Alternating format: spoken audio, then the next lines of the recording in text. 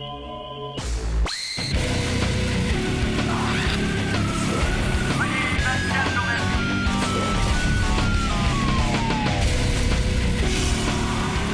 Paige, you've been on the show one time before, right? Yes. And last time you came on, I think you played like a Jeopardy. Jeopardy, Yes. right? With two of your other Penthouse pets? Yes. And what was the reaction afterwards of everybody you know?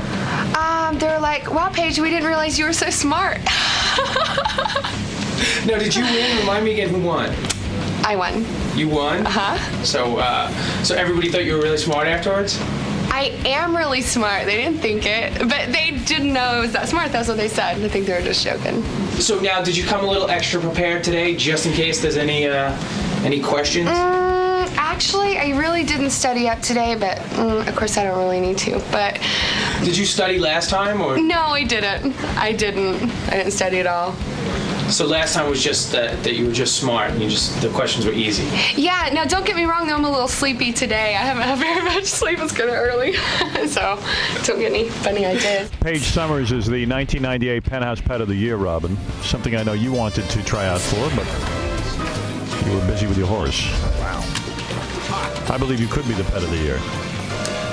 So. You want to now? Yeah, kind of, yeah. There's Paige. Hey now, Paige. Yeah, I worked with Paige. Yeah, I do remember Paige. She's the girl I thought I could get, but... Oh, really? Yeah. Good God. Paige, I did a shoot with you, right? Yes. The cover of Penthouse. Yes. Yeah, afterward, like, because you talked to me and you were nice, I thought, like, I could get a date with you or something. Oh, really? Yeah, I'm so stupid. She's laughing. She's laughing at me. Oh. I wasn't laughing at that, but... Yeah, I hear you. Anyway, I brought you some presents. Well, hold on a second. All right. You're present enough, believe me. All right. Anyway, Casey, come here. Move that microphone away from her crotch and put the other microphone in her face. Do you think that's going to be talking? I don't know. I've got a problem with this guy. Get in there close. Thank you. All right. Anyway, I was watching the TV show that's going to air Saturday night, our new TV show. Mm-hmm. And you know that Howard Stern lookalike dude comes in? Yeah. And I'm looking at it on TV, and the son of a bitch looks like me. No. Yeah, he does. It's real embarrassing. I was seeing him right here. I didn't think he looked like... No, he looked like me. He was a mess. Then you got Paige, who's got all these good looks, and it must be great to walk in a room and know what you look good. I'm sick of walking in a room going, I wonder if anybody here thinks I look good. I really do not look good, right, Paige? No, you can be honest. No. I'm not a hot guy. No, you look totally hot. Paige, you're not supposed to laugh after you say that. Yeah, I mean, try to do it with a serious face. It was a I mean, you would never giggle. you would never look at a guy who looks like me. I mean, okay, yeah, I got the job and everything, and maybe that's why you'd look at me. But I'm saying just based on appearance. No, I think you're pretty good looking, Howard, actually. I know you're lying. No. I saw the TV show, and I looked at this guy, and I go, oh, my God. That's wait till you see would it. look like if you didn't have, right. the hairdressers. And Right, all that. right. That's a guy who can't get all the help. Right. I'm looking at me. I'm cleaned up a little bit because I've got like 50 people employed, and I got some dough. Yeah. But basically, I look like that guy. That guy was Howard Unplugged. Right. That was Howard without, any help. Right. Oh, God, you're hot. Thank you. I want you so bad. Could you pretend to love me? I do. I don't have to pretend. When you were talking to me at the photo shoot, were you actually interested in me? Totally. No, be honest. Well, You were just being friendly?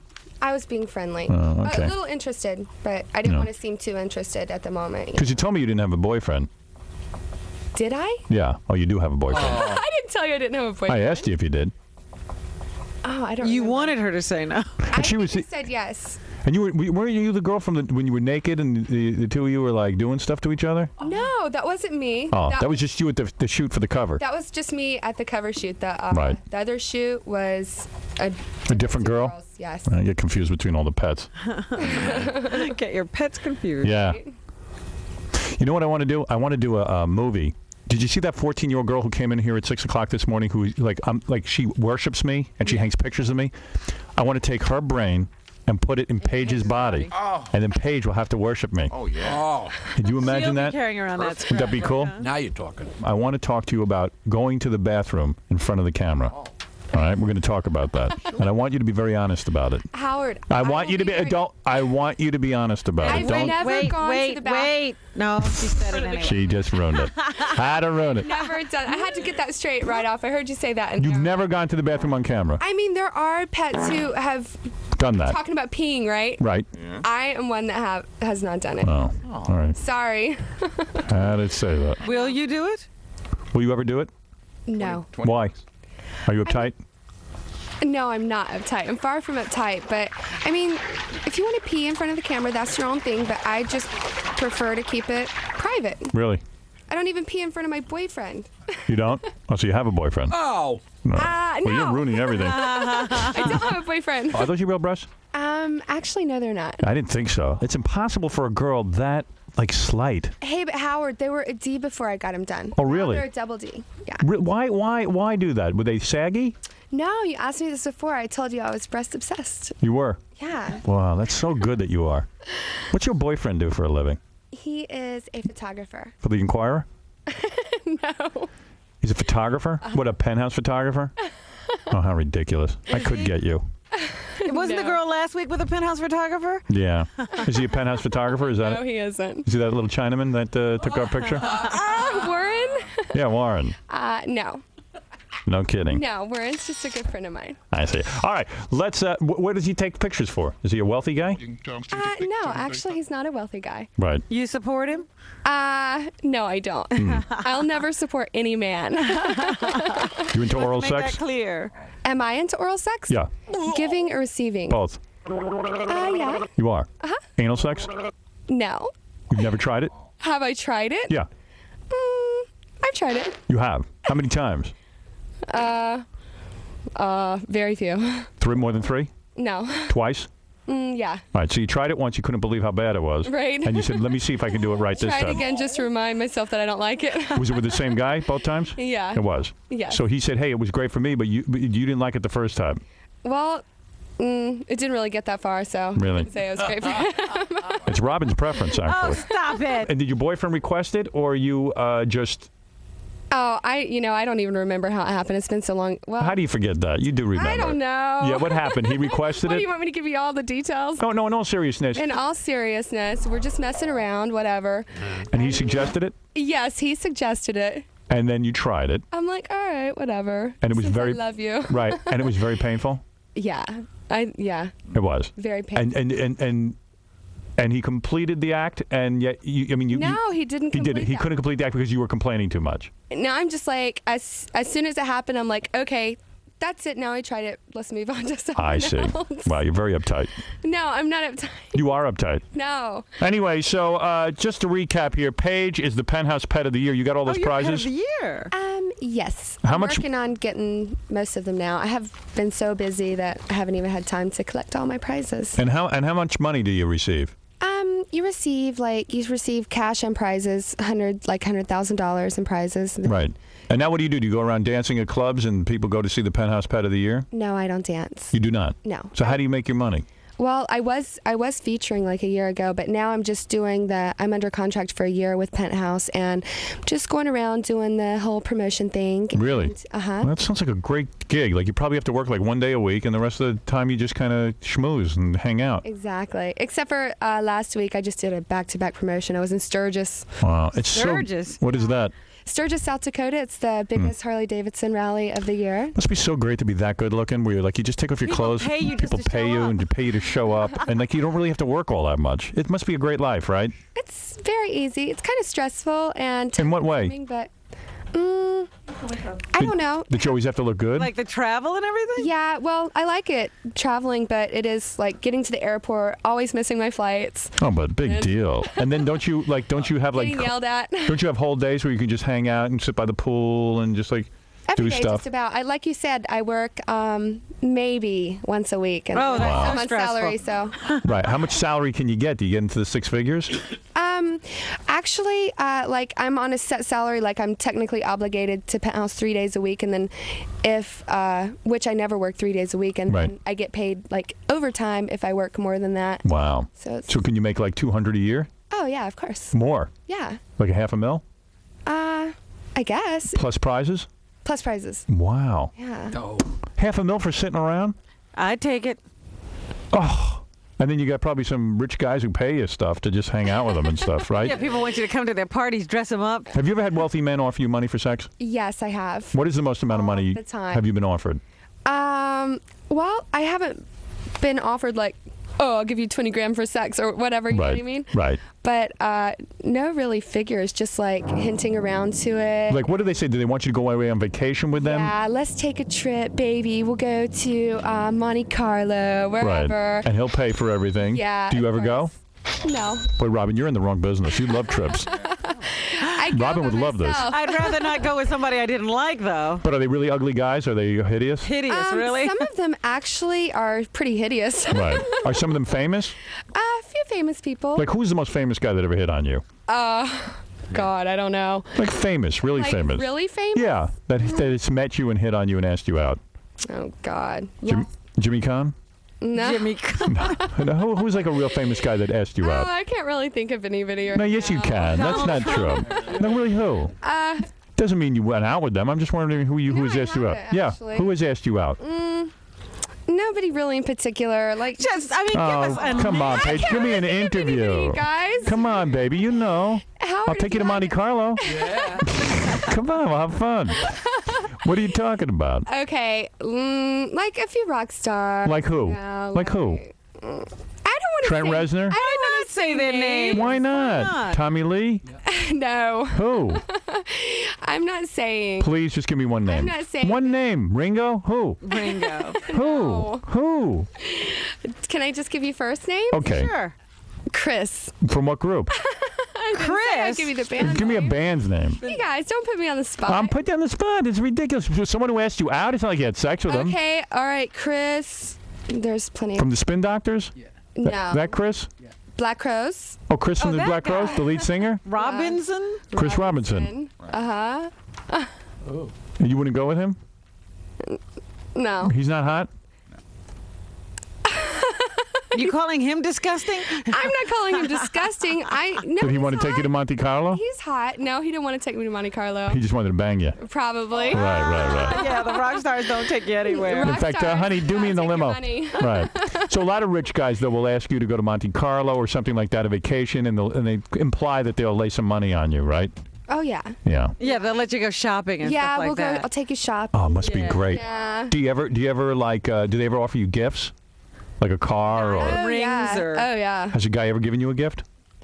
You've taken some gift. Like, what's the best gift you ever got?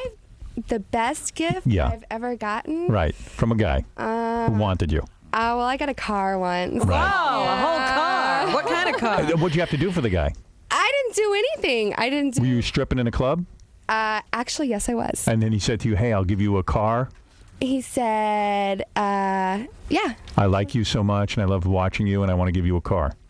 No, he didn't say it like that, but I got the car. It was just like, I had a car, and he was like, "Oh, well, don't you need a new car?" I'm like, "Yeah, if I had one, I would take it." And then he's like, "Oh, well, let's go look at some cars." So Whoa. this has been a few years ago. And I'm like, okay. So I took my friend. He's like, you can bring your friend. And I took a guy who's my friend, a bouncer at the club. Yeah. Wow. And then so we went and we got the car. What kind of car? This is a few years ago, so it was not that great, but it was a Camaro. It was new at the time. I mean, not that great. I mean, Camaro. Well, it wasn't actually. You know what? I got this brand new car, Camaro. Turned out to be a lemon. Really? Yes. Oh, I who thought, cares? is this bad karma or what? So, did you feel guilty taking the car? I mean, you didn't do anything. Did you kiss him at least? I didn't feel guilty after the car was a piece of crap. No, but I mean, why take a car from a guy if you're not like having a relationship? Like, obviously, he wanted a relationship. Howard, he said no strings attached. Really? Yeah, it was his stupidity not to ask for I know. something. It's a white guy? Yes. Really? Yes. I'll give you something if you want. I'll give you a baby right now.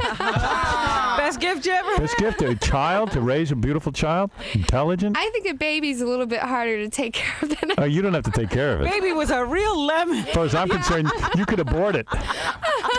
I'll give you a DVD player if I can feel your ass. Let's be blunt. Need the electronic equipment. Hey, Do you I need- still have to give you your presents, Howard. Do you need a DVD player? Forget the presents. You don't want my present? Do you have a DVD player? No, I don't. Do you know what they are? They play those movies on those discs? Yeah, I know. Let me feel your ass and I'll give you one. That's fair. All I got to do is squeeze it like 2 times. There's a little pinch. Oh, Howard, I'd let you fill it without the DVD player. Really? What can you get Oh, I shouldn't have said that. Really? Oh, that's too sweet. I'll give you the DVD player. All right. I'm not giving you a car, but I'll give you a DVD player. At least I got more than that guy. I know, right? No kidding. So you can get cool prizes and Did you stuff. ever see that guy again? Yeah, he turned into a real psychopath after that. No kidding. I wonder. Did you? I mean, and doesn't a guy realize that you think of him as more of a loser because he's giving you car? And like he just wanted to parade you around at the car dealership and show people he had a pretty I girlfriend. Think so, probably. Maybe he told everyone you were his girlfriend. No, because at the car dealership, I brought my friend, and I made it very clear and obvious that he wasn't my boyfriend. I mean, And if he you could went see through this with the guy, sale anyway. you wouldn't even ask if he was my Really? boyfriend. Man, you must have some weird things. And like when you walk around in the street and stuff, do you have to like dress down so guys won't hit on you and all that? Yeah, I brought a jacket. I just took it off. Right, because you got to be careful. 'Cause what you're wearing today is real sexy. Oh, thank you. I did it just for you because last time you said I was being too conservative, which Yeah. I wasn't. I wish you'd worn a dress, though. I'd like to see your legs. I started to wear a dress. And what but happened? I was afraid of walking like through the streets. Yeah, but doesn't Penthouse come with you? Like, don't they send a guard or something? Yeah, but I don't know. It's just kind of early. Oh, please. Okay. This is television. This is I knew I should have worn the dress. Of now. course. Of All course. right, I'll go change. God, I Just do. imagine Take my being pants so off. beautiful you can't walk down the street. I know. Isn't that great? Like, do you ever go to a beach? Yes. And, like, when you walk Yeah, out but in she your probably bathing goes suit? to those rich people beaches. Yeah. Do you go to, like, a private beach? No, not all the time. And, like, do you ever go to, like, a public beach? You're not at Jones Beach. No, but, like, where do you live? In California? I'm actually bi-coastal, so Cool. yeah. I live in California. I'm from North Carolina, and I'm in the process of moving to New York as we speak. I see. And you go to the regular public beaches, Occasionally. and you'll wear what? A two-piece bikini? Sometimes I wear a one-piece. Usually I wear a bikini. Wow. Yeah. And what happens when you walk out onto the beach? Are guys going like? Is it like berserk? Yes. Doesn't that make you uncomfortable? Or you like it? No, the tension's good, but it's kind of, I'm over it. Kind of gets old after a while. Yeah, but that's what I'm saying. So it must be annoying. You go there, and all these guys are probably like Yeah, do guys stop at your blanket every 2 seconds to like look and talk to you and everything? Yeah. Yeah, it's like None a of the parade. cute ones though. Right. It's all the ugly guys with the big balls. Right. All the losers. Oh, I'm sorry for saying that. All right. Well, they have balls for coming up to you. Exactly. It's unbelievable. Yes, Baba Booey. If you want, you can ask her if she wants to try some of these on for you. Oh yeah. Hey Paige, would you put a bikini on? I don't think that bikini would fit me. That's the I have a idea. whole rack of every size. Paige, give us a bikini show. Come on. What's the big you deal? guys, do I have Yeah, to? go ahead. You have to. Yeah. All right. I'll give you a DVD player. Yeah. It has to be a car, Howard, of my choice. I don't think so. I thought a car got you sex. Not a limit. You can even go over here and look on the rack and see if you like something. But Go over and pick out anything, and you can keep it. Oh, God. Oh, come on. Come on. Please. So shy, but Oh, come Howard, on. it's just for you. All right, take a second. Here, march her into the bathroom. Do you with guys one of have a those. dressing? Yeah, we have a there's a dressing dressing chamber right over there. All right. We had it There's built probably just for a you. hidden camera in there or something. No, I swear there isn't. We can't do that. That's illegal. Because he uses it. There's no camera. Yeah, there's no camera because I have to use it. I'm telling you, these bikinis aren't going to fit me. Yes, they are. over Yes, there they on the are. rack if you I'll want, help you love. get into it if you All need. right. Here, go over to the rack. Can I give you my present now? No, we don't care about that. This is my You don't want present. it's my pet of the year video. Do you like this? This one's ugly. That one's ugly? Yeah. What do you think of this one? So what if you hardly fit into it? All right. Try that one on. Is that the whole thing? Yeah, that's the... I like that one. I like that one It's too. going to fit me. It'll fit you just the way we like it. Oh, God. No, we don't like big tops on girls like you. This way. This way. Over here we have a private changing chamber. Here goes Paige Summers, Penthouse Pet of the Year. Just tap on Do the it, phone when you're done. Paige. Do it quick. Yeah, quick, because we're running out of time. I'll squeeze her ass too. Is that a hot-looking girl, Robin? Even you have to admit. I don't, she's very Please. pretty, but I wouldn't say that's Oh, wait till you see. Sexy look. Wait, I've seen her. What? When we were in high school, didn't you dream of just meeting a penthouse pet? Yeah. Now we're getting them into bikinis and Yeah, we could do anything to bending them them. like pretzels, Listen to playing this Twister. we. I'm gonna squeeze her ass. Hey, Yeah. I had a lot to do with that. But what's this wee white man? But Howard, even among penthouse pets, she's a really She's good looking. right. Yeah. Well, she's a Penthouse Pet of the Year. Right. That's the Guccione doesn't take any slouches. goods, man. How come she doesn't have to go to the bathroom? in the magazine. I Because think she's so pretty, I guess he wanted her no matter what. Yeah, he was like, all right, my dear, for you, I don't want this let out. I don't want this let out. For you, I will make an exception. Favorite sex fantasy, being in a doctor's office after hours. What the hell was she doing there? What is she? Is that a sex fantasy to be in a doctor's office? I guess for Paige. Maybe she likes to, I don't know. Maybe she likes to be examined. Doctor. Ideal man, older, experienced men who are good at oral sex. Thank you. Hey, there you go. Clinton. I'm older. I might not be experienced at oral sex, but I fit one of those qualifications. Ideal evening, making love by the sea in the shadow of an old lighthouse. Oh, who cares about that? That sounds like really, like too much work. The sand is very uncomfortable. She wanted to be an archaeologist. Oh, she's ready. Oh, she's ready. Shh, How Robin. do you know? He has X-ray I hearing. got a meter. Oh, here she comes. Get the microphone, Baba Booey. Wait, it's about 10 sizes too small. Come on out here. Come here. I don't have shoes on. It's too small, Paige? Good. Here, stand Let's see. right here. Oh, God, you look great. my That is not goodness. too small. Let me see. It's too small. Let me see. Oh, no, it's Oh, it is not. Are you sure? That is perfect fit. Oh, God, great. You think that top is too small? Let's see. Turn around. Let me see. The bottom's fit 65. Suddenly my pants are too small. Come here and put your hand down my pants. Oh, God. I should come here and put your hand down my pants. I'll give you a DVD player. Can I touch your butt and I'll give you the DVD player? Oh, please. I just want to put my finger on it. Touched by you. What is the big deal? She doesn't want to be touched by Wait, do you? Not a big deal. I mean, look at me. I'm a great guy. I know. I am. All I'm going to do is just put my. Maybe later. Let me palm it. Yeah, like a Pretend he's a doctor. That's Yeah, isn't your fantasy? I feel like I'm getting ready to pop out of this top and Yes, you are. That's the whole point, isn't it? It looks great on you. Well, Could she thank you. jump up and down? I should dress you every day. Hey, you got Jump up a and belly button ring? Yes. Oh, God, I need that. Howard, you know what she's got? Did you see her tattoo on her finger? She's got a tattoo on Yeah, her. it's a guy's name. I have the same one on my neck. Do you? A guy's name? Yes. What guy is this? Robbie. Kirk. Kirk. Oh. Loser. That's what you said last time. What's on your finger? Kirk. Let me see where it is. You don't know who he is? Is that like a wedding band? Are you married? No, we're not married. I'm just waiting on. How stupid are you going to feel when you're not into him anymore? oh. Can't believe this guy Kirk gets her. And what's that tattoo on by your pubis? What is that? It's daisies. It's 2 daisies. I had my appendix taken out, bikini cut, so I had a little scar. And Oh, that's Yeah. cute. Thank you. That is cute. Let me just put my hand on your ass, please. Oh, come on, Paige. What is the big deal? You're going to be married to this guy Kirk, and you're going to say, I should have let him do it. It might have been I don't want erotic. any fingerprints. What? What if he's watching this? I'll give you the DVD player. This isn't anybody. This is She Howard already got Stern. the I'll DVD take it home. Here, player. Kirk, here's your DVD player. Do you know how lucky you are to have me touch your ass? Is he married to you? Like who do you Very like? lucky Who's huh? your favorite celebrity? Like who's one of your favorite I'm celebrities? more famous than him. Like what if De Niro wanted to touch your ass? Would you let him? Hell no. No? No way. Yeah? What about Bob Guccione? Careful.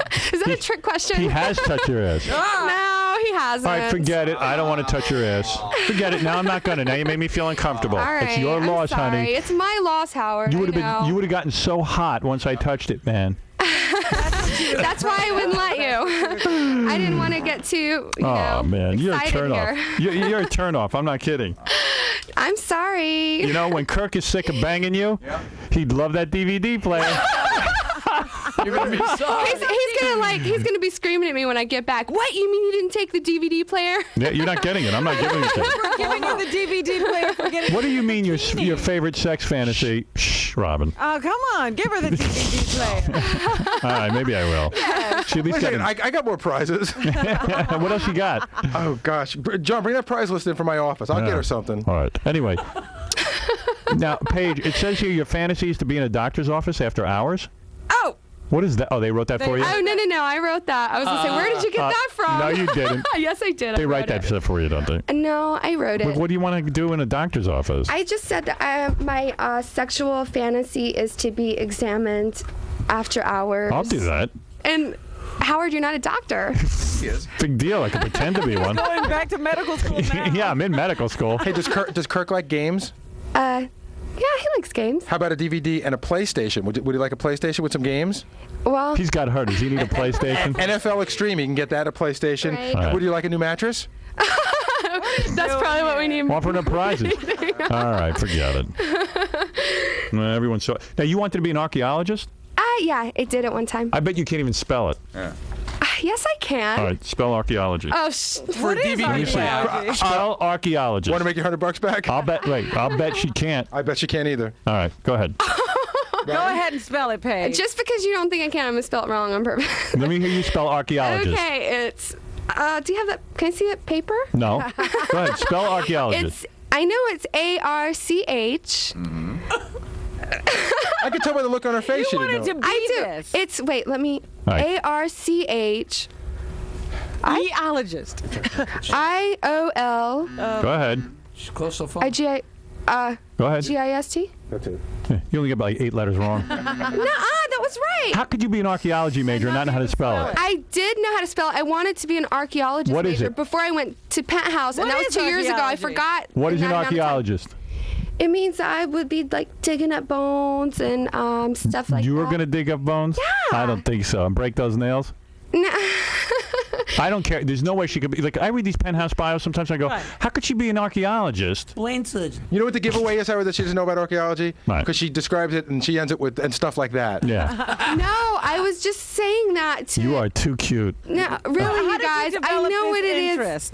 Because when I was little, me and my brother. Oh, I gotta say hi to him too. Hi, Alan. Anyway, we were digging up. Imagine that's your sister. I'd have sex with my own sister if she looked like you. Did you ever? Did She your, wouldn't look like this to you. did your brother ever like look at you naked and stuff? He see me naked. He has. Yeah. How did he see you naked? Like how? Yeah. Getting out of the shower. Just Really? I like to be naked anyway. I walk around naked. All How the old is he? time. He's 2 years. He's 24. He's 2 years older than you. Yes. So you're telling me that he sees you? Howard, how many friends has he Good got? catch. Howard, good catch, Paige. No, right. But he's 2 years older than you. Yes. Okay. He has 50 friends. So, all right, he's older than you. Yes. Okay. And he sees you naked, and you don't Yes. think he's into you? No, he's got a Come on. girlfriend, Howard. Yeah. Well, Does she look like you? I'm his sister. I bet his eyes are in the shape of a keyhole. Care less. Oh man. He's listening right now. He's probably like All right. Where do you find pumice rock? What is pumice? At the cosmetologist. Yeah, right. So you're not an archaeologist. Oh, is that fun? You do, right? Isn't that for pedicures? Yes. Thank you. I got it right. Outside of a volcano would be the proper answer. Oh, I knew that too, but you should have said where does it originate, not where do you find it. All I right. find it in the beauty salon. Casey, hi. You're on the air. Yes. Hello. Yes. Hello. Hello, Yes. how are you? Oh, come on. What do you want? I want to make love to you. And To who? Stripper. To you and Flipper. You and the stripper. Oh, me and the stripper. She's not a stripper. I'm not a she's stripper. Penthouse Pet of the Year.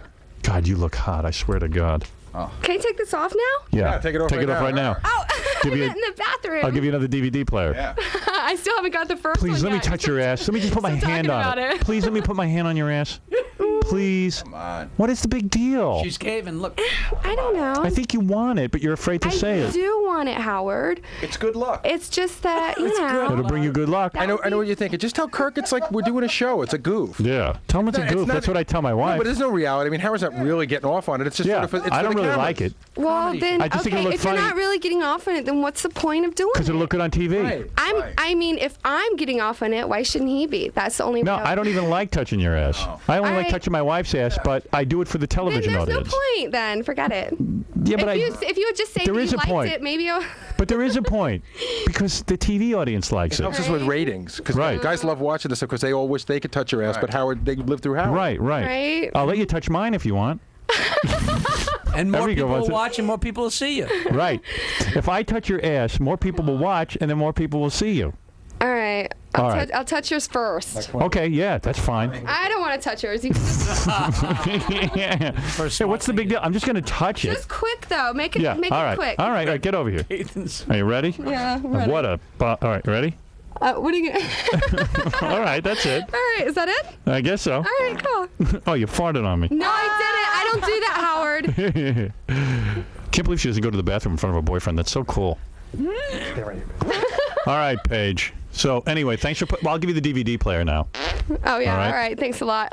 Doesn't she look great, Robin? Don't you think she looks hot? Well, the top is too small. Yeah. She looks Yeah. like she's hurt. It is. I'm like, I can't breathe. Want some DVDs to go with that DVD player? What does she have to do for? I already got the DVDs. I think they actually come with a couple. They do? Yeah. I'll give you more. Let me touch your left breast. All right, forget it. I'm not going to beg. Oh, dear. Robin, I'm too big a star to be begging, What right? is wrong with you? Exactly. I'm not some loser from the Black Crows. That's right. Give him an inch and he takes a mile. Let Right. him touch my butt. Paige, I think you're wonderful. As you know, I congratulate you on being Penthouse Pet of the Year. Thank you. John, you're on the air. Hello, Yes. Howard. Yes. What's up, Howard? Hey. This moron is a moron. What? What? She's stupid. Why? Hello, Robin. You're- I love you. If you could see her, you wouldn't think that. I don't care what she looks like. She's an idiot. I'm so stupid. You're wasting your time calling and talking about me. By the way, if you do you recognize this guy's voice? By the way, I do recognize Yeah, it. it's Bob Guccione Jr. He's jealous. No, I'm not jealous. Howard, you know, you see those women that are hot. I see past that. They're disgusting. They're porno stars. So you would not go out with her? He's gay. He said women are disgusting. Would you not go out with her? I don't know what she looks like. Oh, please. Buy Penthouse and take a look. Totally hot. I don't know. I disagree with you. All right, thank you. Well, Paige, you Oh, are... he was nice. Well, he was a little mean, wasn't he? Yeah. Are you feeling sad? I'll comfort you. I truly would. Yeah, that guy won't get me sad. Boy, Robin, imagine you come home from a hard day of work and that's what's waiting for you. I wouldn't appreciate it. Did we find I out just what? wouldn't Did, appreciate did we find out what Kirk does for a living? Yeah, he's a photographer. You guys asked me that last time, too. Well, sorry, we don't Yeah. remember everything you tell us. I know. You said the same thing, too. Just 'cause you used to- Loser. Like, Of course. Who was Dr. Bernard Leakey? I never heard of him. Archaeologist. Was he? Yep. Who's your favorite archaeologist? Oh, God. Myself. Well, anyway, you are delightful. Well, thank you. That's right. So I can go change this, take this off now? Can we watch you change? Yeah. No. Come on. No, Howard, watch my video. Can you take off your top for us? Yeah. Watch the video. It's in there. Oh, who wants to Believe see a me, video? You're here everything. live. When do we Yeah, ever but get to the see video's you? Live. But you know, how come you walk around your house naked and you won't let us see? I don't know. I'm a naked kind of person. Yeah, pretend I'm your brother and just got out of the shower. Yeah. Yeah, Baba Booey's your brother. Oh, God. Hey, sis. What's happening? Why do you walk around the house naked in front of your brother? Don't you think that's a little weird? Well, if you don't have any, like, going from the bathroom to my room, I don't know. I'm just a naked person. It's no big deal. I don't see a big deal about it. You Does know? your dad see you naked too? No, but me and my brother grew up together. We took baths together. Really? What's different now than? Did your brother ever get aroused in the tub? No, we were. His sis, No. pick up the stove. Does he walk around naked in front of Sounds you? like Blue Lagoon, No. doesn't it? How come he's not naked? I don't know. Because he doesn't want her to see what's going on. No, he's not like that. He's So- not. It's so like that.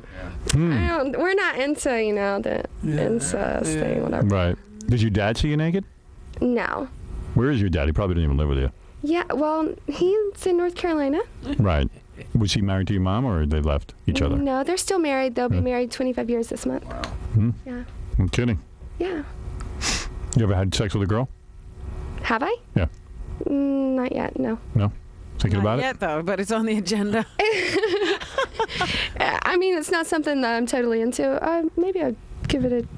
Maybe I'd try it, but it? Robin, just hasn't happened yet. Robin, come on. No, thanks. I'm not trying it. Hello?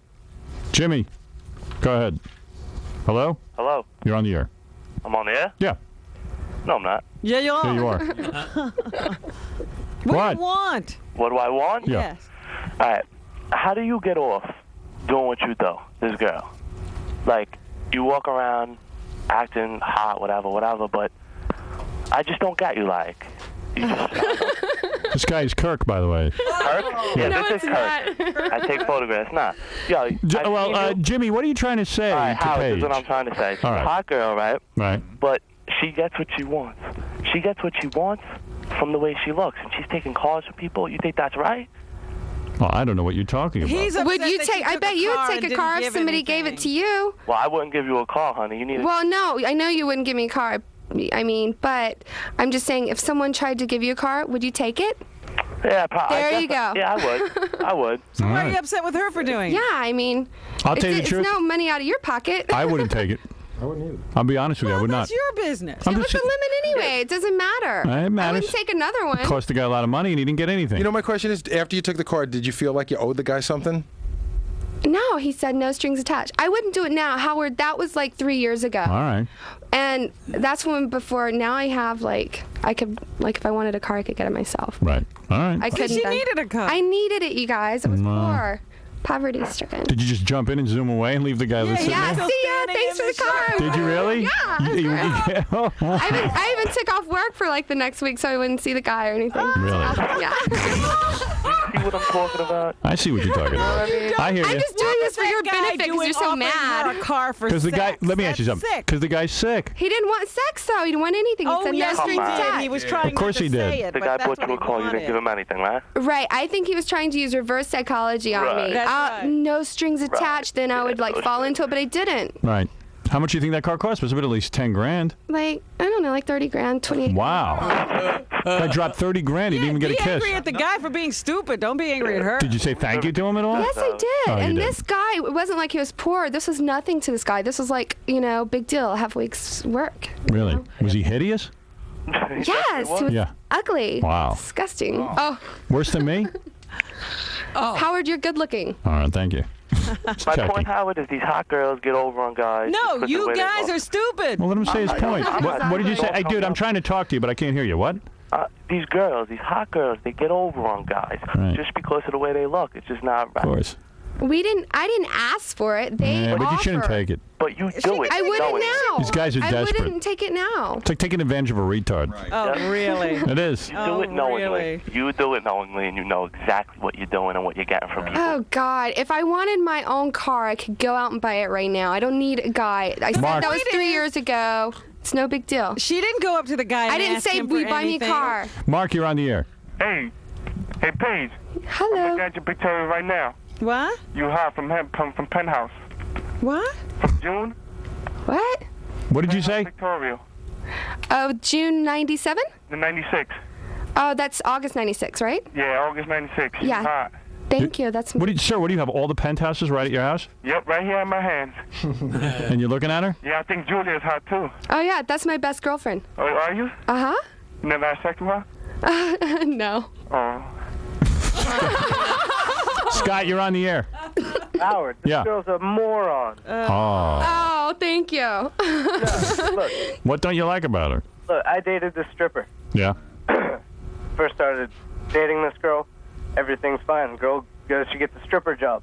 Gets this massive ego problem. Guys start bringing her stuff, start showing up, giving her gifts and stuff. Completely changes her. No. You recognize this guy's voice? This is Bill Clinton. All right. Paige, thank you for coming in. I don't know why guys are so hostile because they fall over for beautiful girls. Well, I'm one of those. All right. They're just mad because they have been like turned down by beautiful women before, and now they're calling in to Yeah. be mean to me. Yeah, tell me about And it. like That's right. It's not I theirs. should- It's not my fault that What's the it guys are cost? stupid. What's it cost to spank you? Paige Summers, 1998 Penthouse Pet of the Year. Congratulations and thank you for coming in and putting on that bikini and letting me touch your ass. Thank you, Howard. It was a real thrill. Hello, Paige. Hello. So what was the Hi. It's good to Thank see you again. You Okay, too. bye-bye. Bye. So what was the big problem with having Howard touch your butt? Well, I mean, it's not a big problem. I said no big deal. I let him touch my butt. I just wanted a prize for it. I'm just kidding. So what'd you get? Did you win the DVD player or not? I did, but I don't know. You're not gonna take it? I don't know. I mean, it depends on how big it is, to carry Well, around. it's small. Oh, is it? Well, it's like a VCR size. Oh, all right. Maybe I'll take it then. I don't have one, so. Well, yeah, of course I'm gonna take it. Are you kidding? Getting my butt touched, groped like that? But wasn't it a little tiny touch? No, it was. It was like this. That's it. So it wasn't that bad. It was harmless. It was very innocent. How come you wouldn't get naked then afterwards? Are you kidding? I put on a bikini that didn't even fit me. Where's that was the bikini? naked enough. It's in there. You get to keep that. I don't want it. Just, Well, we're not gonna give it to someone else. You have to keep it now. You can't have somebody else wear it. Well, all What if you right. have like problems and stuff, and we don't want to spread that around? Oh, get rid. You know what? I didn't trust you guys' bikini, and I wore my panties underneath it anyway. Wasn't there a ticket on it? No. There's tags on it. There wasn't a tag on it. Oh, yes, there was. Yes, there was. We don't have people rewear bikinis. I hope not. No, we don't. That's why you get to keep it. Usually we just give them away. Oh, great. Thanks. So I will go get it for you. Oh, great. Thanks. So you wouldn't get naked because you were almost naked enough? I was naked enough, and besides that, I gave Howard my video, and he can see me naked on there. All right, Paige. We have the DVD player for you right here. All right. Yay! Thank you. That's it. He's going to carry it downstairs. Yeah, are you going to take that for me? I guess you just volunteered to take it downstairs. Nice. I will gladly take it downstairs. Oh, thank you so much. You think you can handle that? Right on. All right, At least I got something out of it. Well, congratulations. With your new DVD player. Thank you. All right. Thanks, Paige. Thanks for coming down. Uh-huh. All right, bye.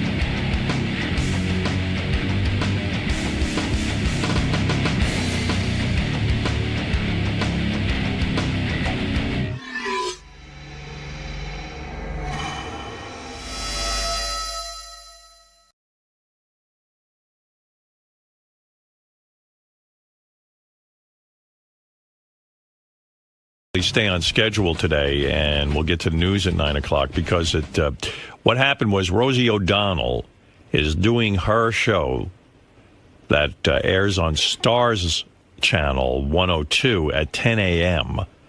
She's doing it from a studio here, right next to where they do the wrap-up show. Mm-hmm.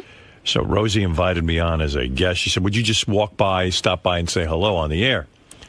Which I'd be happy to do, but usually we go to about 11 o'clock, and then, then we have a staff meeting on Tuesday, so by the time I get done, she'll be out of here. So I thought maybe what I'll do is I'll do the news at 9, and then at 10 o'clock I'll walk over, and they can air it on here and on Rosie's channel. Oh, okay. So, and I get to go home. Well, yeah, I mean, I guess. Sure. Go do whatever you want.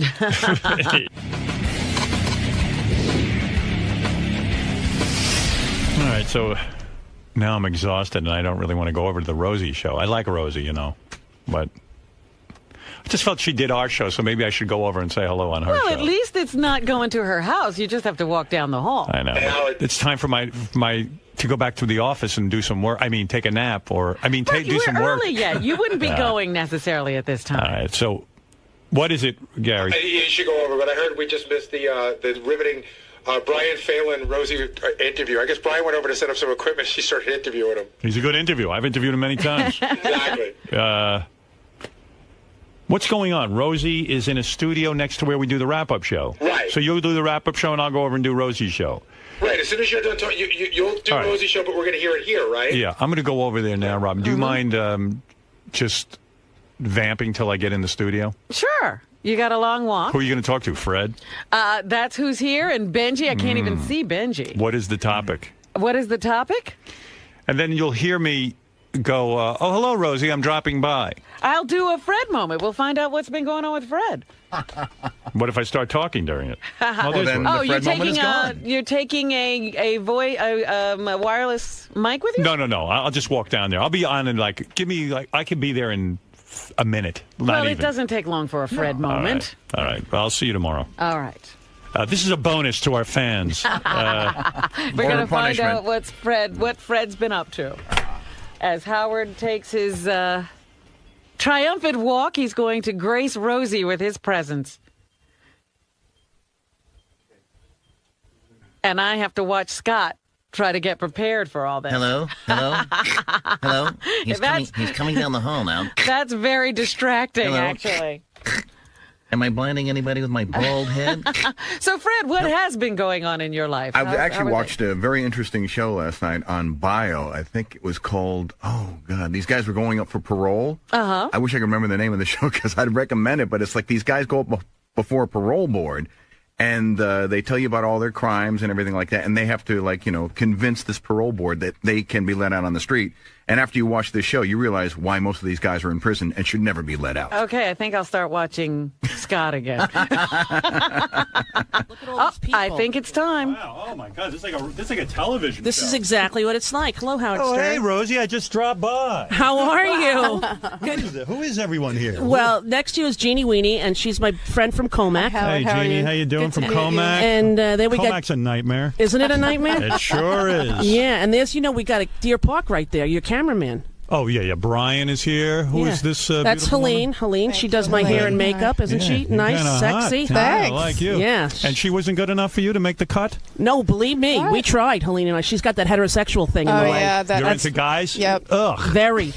young, Howard, young, sexy guys. Men. Yeah. She dates 20-something-year-olds. How are you? I'm pretty good. Yeah. Now, this, let me describe to people that this is more of a professional setup. This is like almost like you can't let your hair down. Exactly. It's not good for me. And you look made up. You have hair and makeup. I did GMA today. I did Good Morning America. What are you promoting now? Are you promoting Sirius, or are you promoting the fact that you have a new girlfriend? That's what it's all about the girlfriend. It yeah, is. That's what it gets. It sort of felt like that. No, I have a new documentary on HBO. That I did with Sheila Nevins. Which is about... A family is a family is a family. It's all about kids. All about kids. And what kind of families are in the country, and you'll like it. Oh, that's why you went on Oprah. That's why I went on Oprah. I didn't think you liked Oprah. I do like Oprah, but I'm intimidated by her. I had a sort of strange... You know what happened when I got on my TV show in '96? Right. All of a sudden I was in competition with her. Right. And here was somebody who, as a woman, I grew up like, oh my God, that's the woman from Baltimore who made it and beat Donahue. And so I had reverence for her, and then I was in competition with her. Yeah, and it messed me up. Right, because you were on the same time as Oprah. Right. And after all, Oprah is the benchmark. Correct. And then suddenly here you are, another woman. Right. And now you have to steal audience from her. And yet you were successful. Right. Because I came on in the summer while she was on hiatus, right? So it's true that there's room for two at that time slot. In other words, it's possible. Did you steal audience from her when you came on? Well, when I came on, no other show was doing what I did. Like Merv, everybody was doing Let's Beat Each Other Up. Right. Right? Yeah, you had like a nice show. I had like Merv, like we watched in the 70s. And so that worked. It worked. And did you steal audience from Oprah? I think I probably made a dent into some of her audience, but her numbers were always probably double what ours were. I was never really in competition. I've always said to Rosie, hello, a lot of women around here. No guys work on this show, huh? Just one, Pete. There he is, How you token. doing, man? The rest of them we put behind the booth, like you put Robin. We put them all back there. Yeah. Well, a lot of women. All right, now you're smiling. Gets me nervous in here. No, you kidding? This is your dream. Should they all get naked? Well, I'll make them get naked for you. Ladies, off with the clothes. Yeah, why is no one naked on this show? We were waiting for you. Rosie loves a naked. Well, you don't want to see me naked, honey. You have no idea what that looks like. But the fact that you stole audience from Oprah, and you were able to succeed in that time slot is quite remarkable. And I still say to this day, the idea that Rosie walked away from the show is almost unheard of. Yeah. I mean, I don't get it. Right. Making all that dough, all that success, but you were healthy enough. This is a true sign of health that you said, I had enough. I had enough. I made enough money. That's right. Most people are addicted. They can't give it up. I know, but once you hit a number, was there a number that you thought, once I hit this number, I am done? No. There was for me. And that was $100 million. You got it, buddy. That's what it was. I hit that money. When I heard somebody told me that's what I had, I thought, I am never going to work again. Goodbye. So you had made $100 million. Did you get nervous about money at any point when you walked away? Did you say, wait a second, I'm spending too much money? For example, you invested $10 million of your own money into the Boy George musical. That's right, Taboo. And you didn't make the money back? At all. Did that freak you out? Did you say, I have pressure now to get back? Not for a moment. In fact, as soon as I left the show and I heard I had 3-digit millions, I said to the money people, I never want to talk to you again. I never want to see you again. And if I ever have financial trouble again, I will sue all of you. Because when you say the money people who invest the money for you. Yeah. And where did you invest this money that you were able to make a great amount of money with it? In other words, did you put it in bonds? Did you put it in stocks? You could put it anywhere when it's $100 million, and you could live off it the rest of your life, just the interest. But a lot of people have taken a hit in these financial times. Even people like you have $100 million. Yeah. That the interest, you have to have seen the interest go down, right? And on your investments. Do you want to know the truth, Howard? Yes. I never look at it. You don't know what you have. No. You don't know how much of the principal of the $100 million you have. No. You might have lost $30-40 million in the stock market, and you don't know. Right, and it's irrelevant because my money is in the lowest, kind of safest, sort of nerdy, don't gamble with it kind of. It's in bonds. Right, so it doesn't really affect me that much. Right. And I also, I shop at Target, so my budget is. My money guy goes, last year you spent $52,000 at Target. Can we knock it down to $42,000? I'm like, all right, I can do that. Are you a big spender? No, at Target. I get anything I want. Do you have lifestyle? In other words, how many homes do you have? I have a home in Miami and a home in New York, but the home in Miami is, on Star Island. It's a huge movie star house. Right. And the place in Nyack is probably similar to yours in the Hamptons. Now, the house in Florida. Yeah. You got to have a lot of staff that run this thing. You're not there all the time. I have one woman who lives there with her mom. And that's it. There are 2 guest houses on the property. She lives in one of the guest houses. Boy, this sounds good. This is good. $100 million is a nice number. That's a number, and then you can, the rest of your life, you could coast.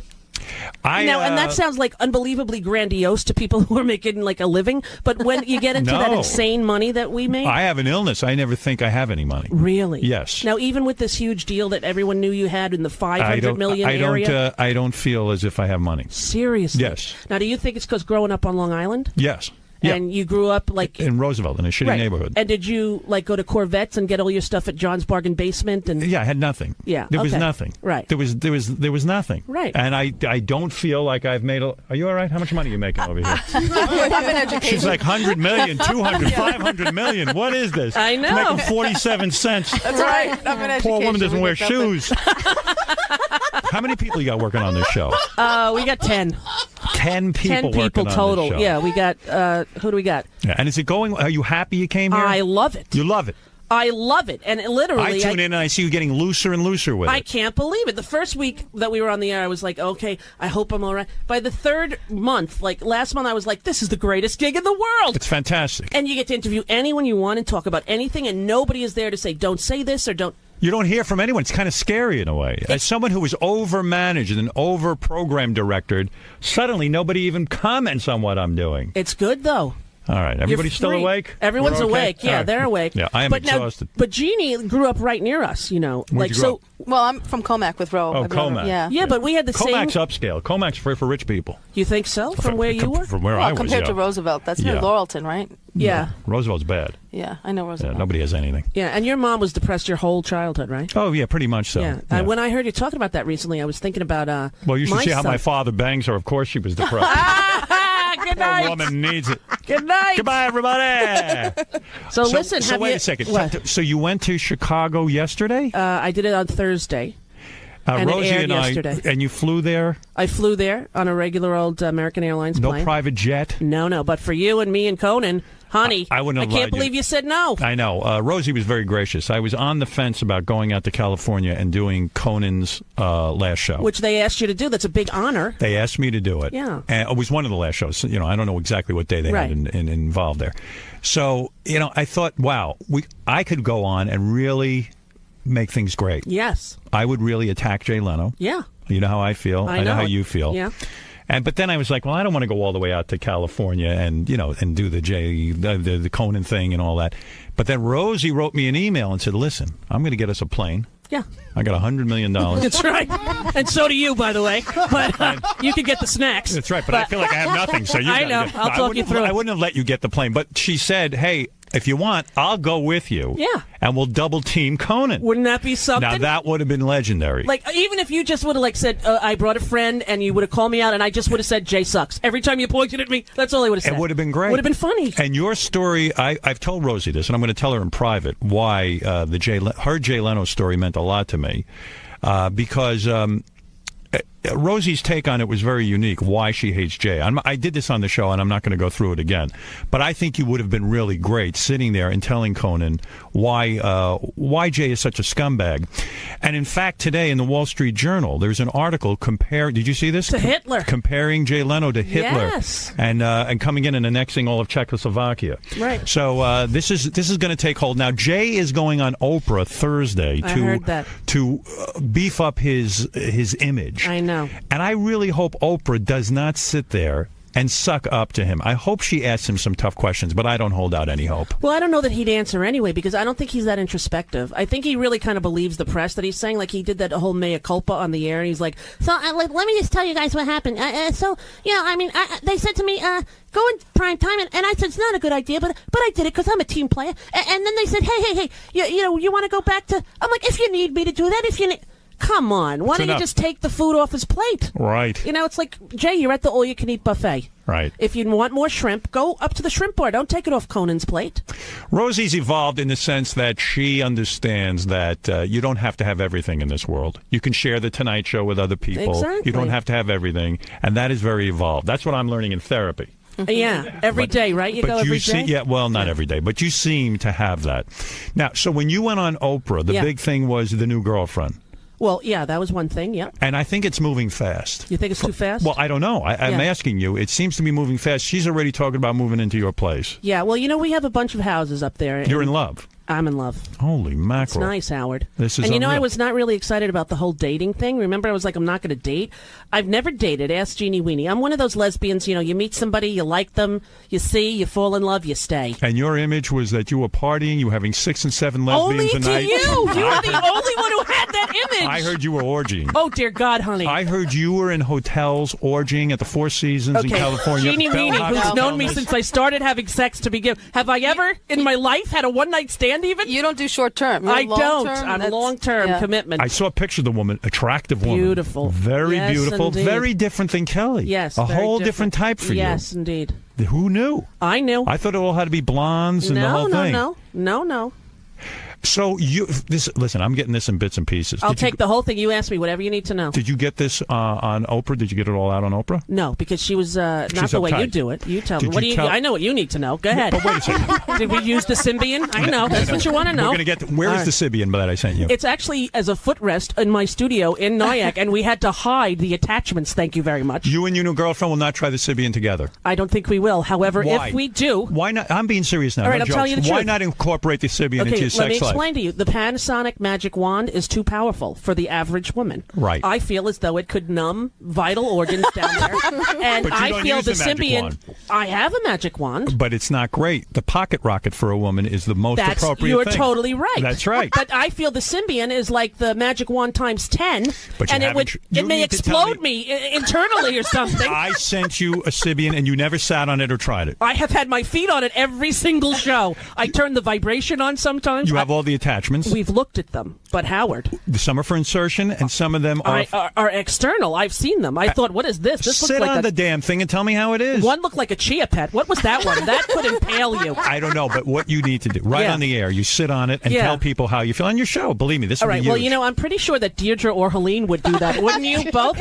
I'm sure they would. Come on, girls, let's get our clothes off and get on the Symbian. Yeah. You first. Yeah. Now, Helene has some good sex stuff. If you have any sex, I don't. Yeah, she's got the hot young boys. She's my age. You got a killer body. Yeah, she's 47 years old. And she 49. 49. She bangs 49, the you look good. 22-year-olds. Oh, no kidding. I don't. 24. How old 28. is this? 28. I'm sorry. Where do you meet a 28-year-old? Where did you meet this guy? Well, I played his mother in a film. Oh, no kidding. Oh, you're an actress. Very nice. Hair and makeup, acting, documentary filmmaker. Good for you. Yeah, she's got it You're going on. the kind of powerful woman I like. Really? Yeah, I like a powerful woman. Someone who can take care of me. Yeah, Beth can do that, can't you? Yes. Yeah. So, wait, get back to this because I'm fascinated. Go. Symbian, no. Not yet. If we do it, I will let you know. I'm shocked that you haven't tried it. And I hear it is the greatest orgasm for a woman ever. Like, even if you don't insert, but aren't just you sit afraid it's going to ruin your whole life? Well, first of all, I wouldn't give it to any woman that I'm with. Yeah, see, you know. But for you, it would be great. But it's kind of like if you go into Vegas, and you put down a quarter on roulette and you win $10 million, the rest of your life is going to suck. That's true. It's never going to be as good as that one time. All right, let me get back to this. You flew to Oprah. Yes, flew to Oprah. To promote the special. Yes, the documentary. The documentary. Yeah. And then she kind of glossed over the whole new girlfriend thing. Did you say to her, because you said it on my show, you feel like, not that she's necessarily a lesbian, but she has all the signs. Her and Gail are ridiculously close. I don't think she's going downtown. I don't think she's been to the Holland Tunnel. I don't think she has an easy pass, okay? That's hardcore. That's hardcore. But I do think that, she's her emotional... friend. Yeah, she's her biggest connection, I think. Now, More I don't so know than with Stedman. But I don't know, because you see the pictures of her and Stedman up in the little palace in California. Montecito. And there you go. And it seems as though they seem to be. I don't know. Did you ask her if she still has relations with Stedman? No. Do you think I should have? You should have brought me right with in the you. beginning. Can you imagine if I went out with Rosie? That would have been good. Oh, she hates me. Does Oprah. she hate you? Oh, hates well, did you me. do horrible things to her like you did to me? Yeah. Oh, you did. Worse. Worse? Yeah. I was did you call kind her to you. Pumpkinhead? Worse. Oh, what'd you call her? Well, I don't even remember. Okay, I mean, good. I but said something. No. It's just that there are times that she just angers me. I also respect her. I read Oprah magazine. I'm a subscriber. Yes, You I do? enjoy it. Yes, I don't totally hate Oprah. I got it. Now, but there are things that are funny about Oprah and the whole cult of Oprah. Right, because she's bigger than she even knows. We talked about fame a little bit. We talked about how, fame is a drug and what happens. And she was saying that she didn't feel she was affected by it so much. And I kept saying, well, wait till you quit.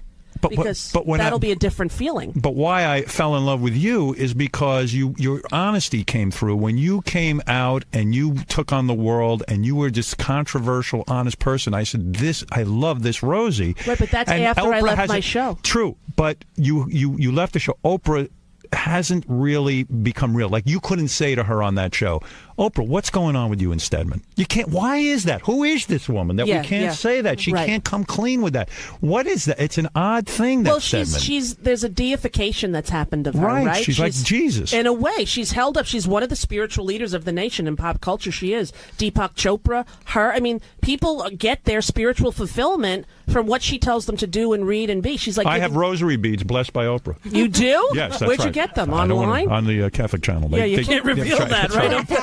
But I think if you went and told her a lot of this stuff, if she knew a lot of this stuff about your childhood, I think there'd be a way, like you and me, who would have thought we would be able to connect, Right. that you would be able to connect with her. I'm sure there's something there. But so you go on, and you didn't say anything about them necessarily having a lesbian-like relationship. Didn't go there. No, but you did talk about your new I didn't know girlfriend. if she was going to bring it up, Right. Because I did say on my show that I thought they were a little gayish. Now, why did you suddenly get comfortable talking about the new girlfriend? There was a period of time where you were keeping quiet, and the relationship was just blossoming, but you couldn't say anything. Right. Well, when it got to the point where I knew we were going to be photographed in public, or they had a few pictures of us, and then I said to Tracy, like, as soon as it gets out there, that it's kind of like the roller coaster clicks on and you're going for the ride. So make sure we're ready at that point. And there are 10 kids involved.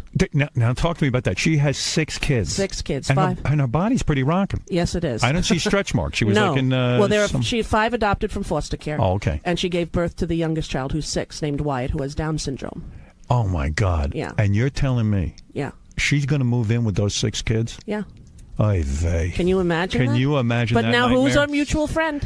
But wait a second. Mia Farrow has been my idol for years. But wait a second. All right, Howard, this doesn't seem good to you. I'll tell you something. All right, go ahead, go. Listen. Go. For a relationship to work out, very difficult. You think? You give the pressure of 10 kids. I mean, even Brad Pitt and Angelina Jolie are the 2 best-looking people in the world. They sure are. And they can't make it. Are they the 2 stupidest fucking people in the world? Why? Why?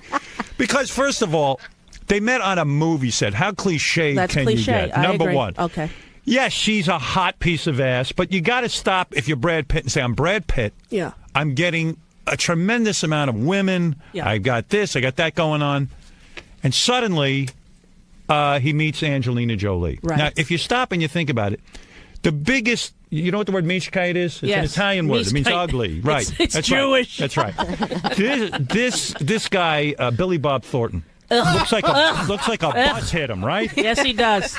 He dumped Angelina Jolie because he said she's got too many problems. But this is a guy who doesn't like antique furniture in the room. Well, that's crazy. And he only eats beige food. Orange food, or whatever it is. Yeah, crazy. But so here's a guy who, basically should worship Angelina Jolie, but he says she's a problem. So Brad Pitt meets her. Yeah. Of course, he's on a set. She's the most beautiful woman in the world. She is pretty hot. And he gets involved with her. Right. And before you know it, they're adopting more children. Right. They're having children of their own. Right.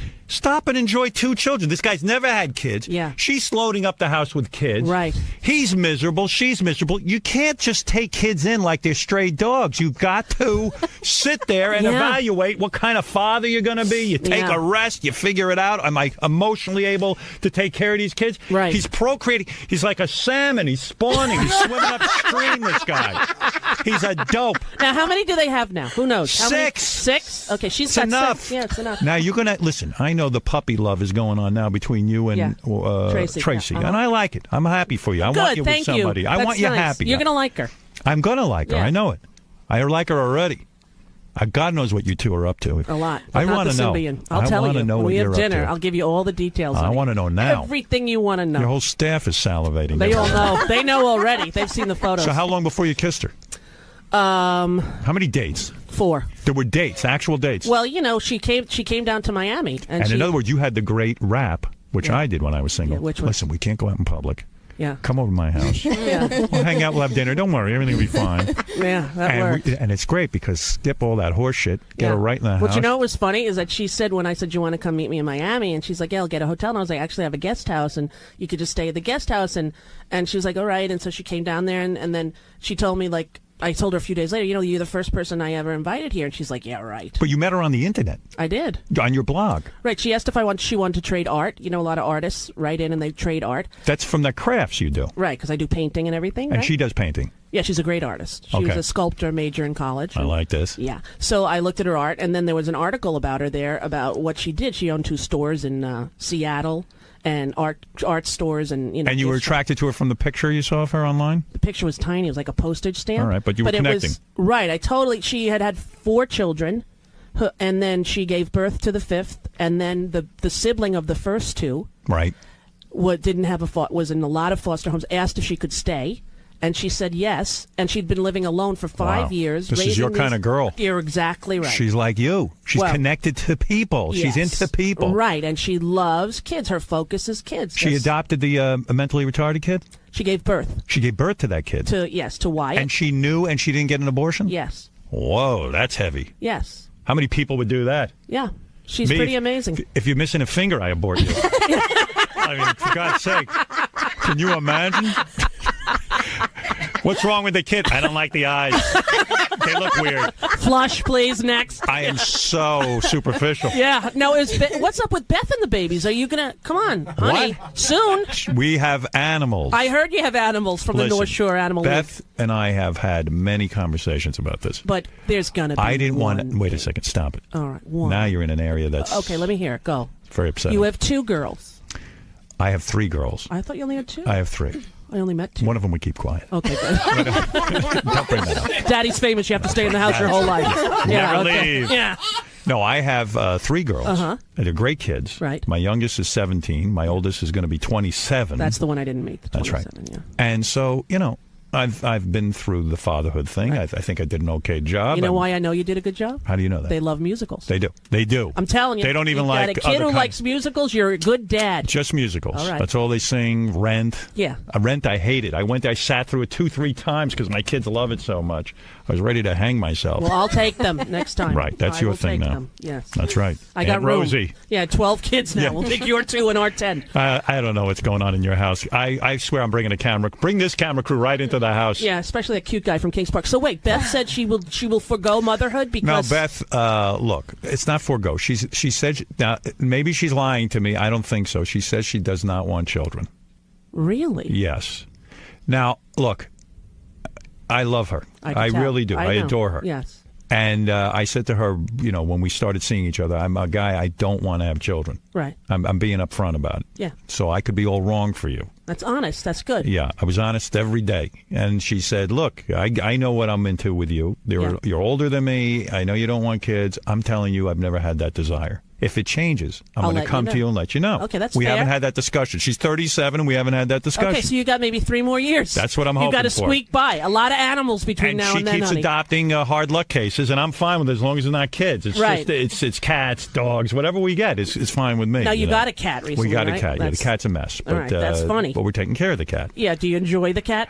Yeah, I'm okay. I like animals. No, you like your dog, but I didn't know you were a cat Yeah, guy. I like it. I like the cat. That's Apple. all right. Yeah. Apple? Apple. That was the name. The cat was abandoned and left, and the only thing on the box was its name, Apple. Oh, I thought it was a tribute to Gwyneth Paltrow. No, I'm sure it is in some bizarre, some sick strange way. Yeah, right. Yeah. Some Gwyneth Paltrow fan who likes to abandon her animals. Right. Now, let's get back to you. Okay, get back to my sex life. So you have a date. I have a date. And so she flew into perfect. Miami. Because you're a celebrity. You can't be seen. Right. So she comes right over no, the but house. Here's the weird thing. I didn't even know if it was a date because we hadn't talked about anything sexual. You knew what it was. You knew what was going to happen. No, I didn't. Because honestly, remember I told you 9. Right. She brought me into the double digits. Right. 10. She's number 10, and they were 10 So kids. she was coming. Come on. Do It's 2010. Do you get dressed up for this first meeting? No. I'm in Miami. Wait. No. You didn't do your hair? No. You I was didn't in put on Miami. I makeup? got out of the pool. No. And What? she's a no makeup person. Can you believe that? But you didn't make a conscious decision. No, I'm going I to had- fix myself up for No. my big date. No, you know what? I was taking pictures of Ellis, the nanny's baby, who's always around, the little 1-year-old, and she pulled in the car with the driver guy, and I said to my friend Eric, okay, remember that girl I told you I've been emailing? She's coming here. He's like, is it a date? I go, I don't know. I don't really know. And so she got out of the car, and then I saw what she looked like. What's she wearing when she gets out of the car? She got decked out. No, she looked adorable, but she wasn't decked out. What'd she wear? A little... Like lime green cargo pants and sort of like one of those hippie-ish kind of girl shirts. No bra? No bra. That's why I Big love boobs? her, man. Big boobs. Nice. You like big boobs. I enjoy hers, I could tell you that much. No kidding. Yeah, Look it's at very you with the big enjoyable. boobs. Very enjoyable. What are you doing with those boobs? I'm just curling up next to her any chance I get. Do you Go, spend "Come a here, lot honey." of time on the boobs? The one thing I've read about Yeah, lesbians- high boobage. Yeah, because I have the thing that makes lesbianism so great, which is so foreign to me. Which is? The amount of time on foreplay. Oh, that's the whole thing. The whole thing, because, sit there and lick her all night. Who cares? Yeah, you're rubbing the breast. Oh, the rubbing and touching and smushing and I love you and oh my God, and yeah. Look at you. It's you delicious. I've never seen you like this. Neither has anyone, right, This is Weenie? love. Weenie's like, I don't know what's wrong with her. Do you think you've never truly been in love before? I think as you evolve and grow older, I think you become more authentic, and then you maybe don't look for partners to fulfill the things that you feel you're missing. You maybe accept yourself for who you are and find somebody who is more similar than not. Have you spoken to Kelly since you hooked up? up? Oh, gosh, yes, of course. You are? Yes. She's not freaking out? No, listen, it's not easy, I'm She's sure. seeing anyone?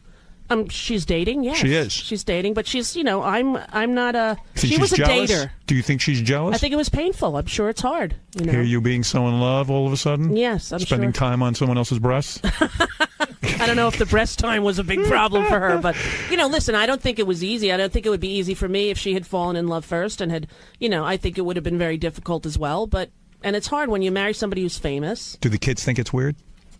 Kind of. They thought it was, they thought it was weird when they saw me kiss someone else. Right. That had to be weird. Like, you have to now conduct this relationship in front of the kids. Yeah, they would sort of laugh, and then Vivi thought it was the funniest thing. She's like, "You guys are kissing all the time. Do it again." It's uncomfortable.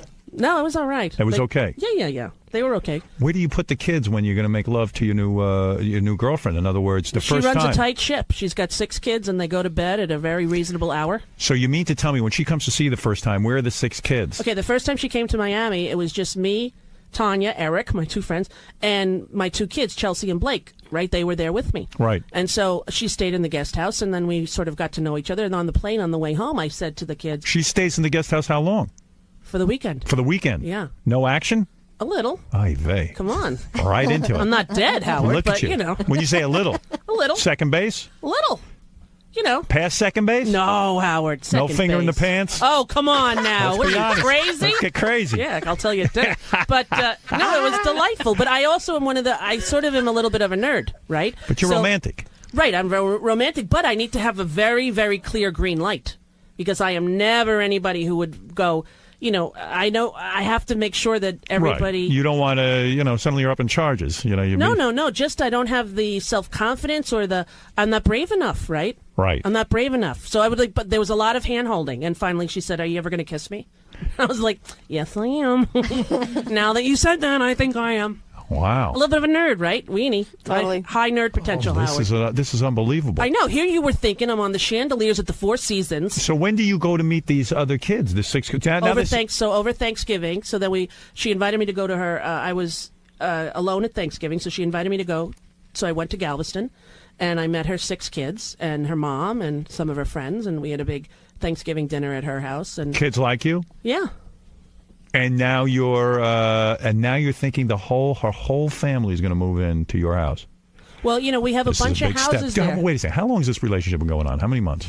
Since September. Since September. Yeah. That's fast. That's too quick for you? Yeah. In Lesbianville, that's a long time. I don't know, though. You know what a lesbian brings on a second date? What? A U-Haul. Yeah. But you know what a gay man brings on a second date? What second date?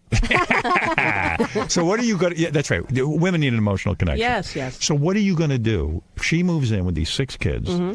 You got your 4 kids. They Right. start to bond. Yeah. Let's say, listen, it's very possible within a year this whole relationship burns out. You think so? Yes, of Yeah. course it's possible. Okay, it's possible.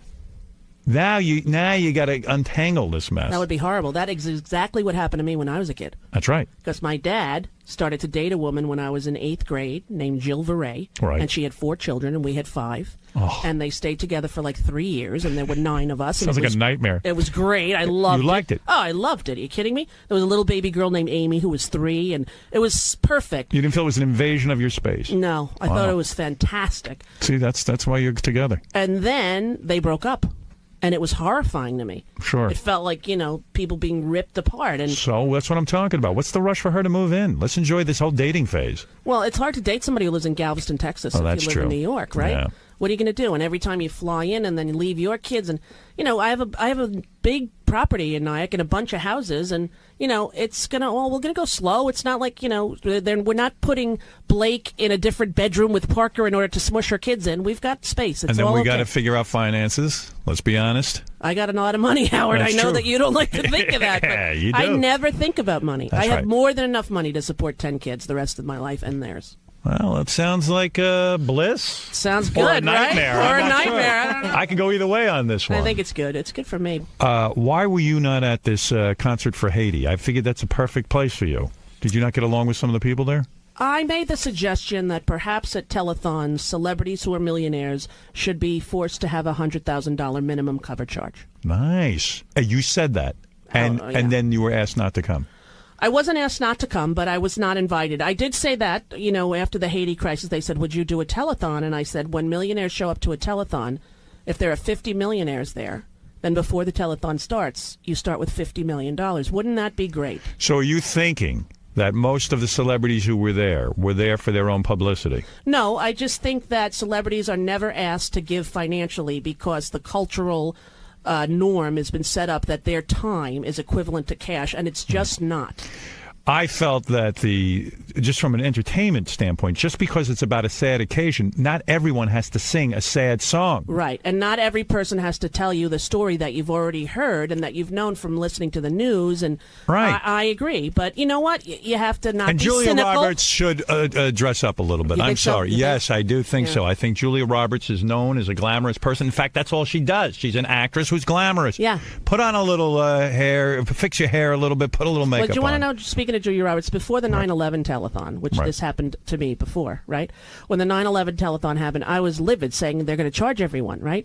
They're going to and they said no. And so I called up Julia in a state of hysteria and said, you do not go on that telethon without Julia. You have to do it, and everyone else will do it if you do it. And she gave $2 million to the Wow. Red Cross. Well, there you go. So you had a good influence. There you go. But I, called her like a screaming maniac, which I don't think really is the way to do it either. So I simply suggested it this time, Right. and but I think they did a great service, and it's always good to give your time. But I think if you have a lot of money, you should give a lot of money.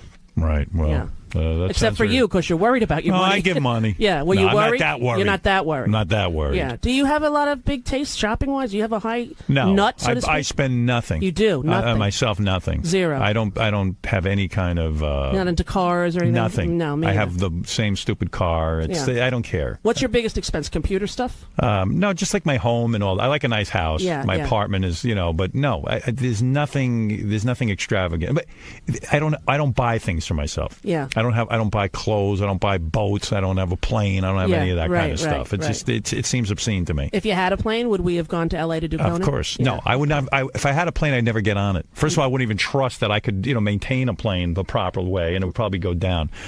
All I know is Sully got hit by a couple of geese, and they went down. The most embarrassing way to die was Rosie and I on our way to go do the Conan show, and we get hit by geese, and we die. I just don't want to go out that way. And they were Jay Leno geese going, hey, why you guys flying out there? Well, I didn't do nothing. What's It served them right. It served them right. They were going to go goof on me again. What do you think? Conan's going to go to Fox? What do you think? I think Conan will go to Fox. I think all these guys have to step up their game. Yeah. Nobody has any ratings I would be crowing about, quite Right, frankly. right, exactly. But I think that'll happen. I hope that there's a God somewhere and Jay Leno fails. I mean, Wow. seriously, maybe Yeah. Conan will steal a little audience from him. Maybe Dave will wake up and do something that gets a couple of more people to watch him. Right. I'm a Dave Letterman guy. I like him. Yeah. I don't watch the show, but I like him. Yeah. Does he and- ever talk to you at the commercials? Oh, yeah. Oh, He I does? have very, very horrible stories about that. During the commercials, he speaks to you? Oh, yes. I don't think he said 2 words to me every commercial, just sits there. Well, I do impression of being on David Letterman's show when, you're sitting there and the band plays such loud music. They do that so Dave doesn't have to talk Exactly, to you. right. And so they start playing, I don't know, if you had music here, I would do it, but you start yelling to Dave, yeah, how you doing? My throat is killing me. It's unbelievable. But I don't know. I had done something on the radio, and now that you're doing radio, you understand this. You know, when you do 4 and 5 hours a day, right, and you have a compulsion to do well, right, you say things and you do things on the air that maybe later on you might say, Jesus Christ, what the hell was I doing? Right, but you have to talk and things come out. You talk and you're trying to be funny and Right. you're trying to, you're trying to put it out there and be honest in the most, the most, gut wrenching way. So there was something in the news about David Letterman, and I guess it was his girlfriend, Regina, at the time. Now it's his wife. Right.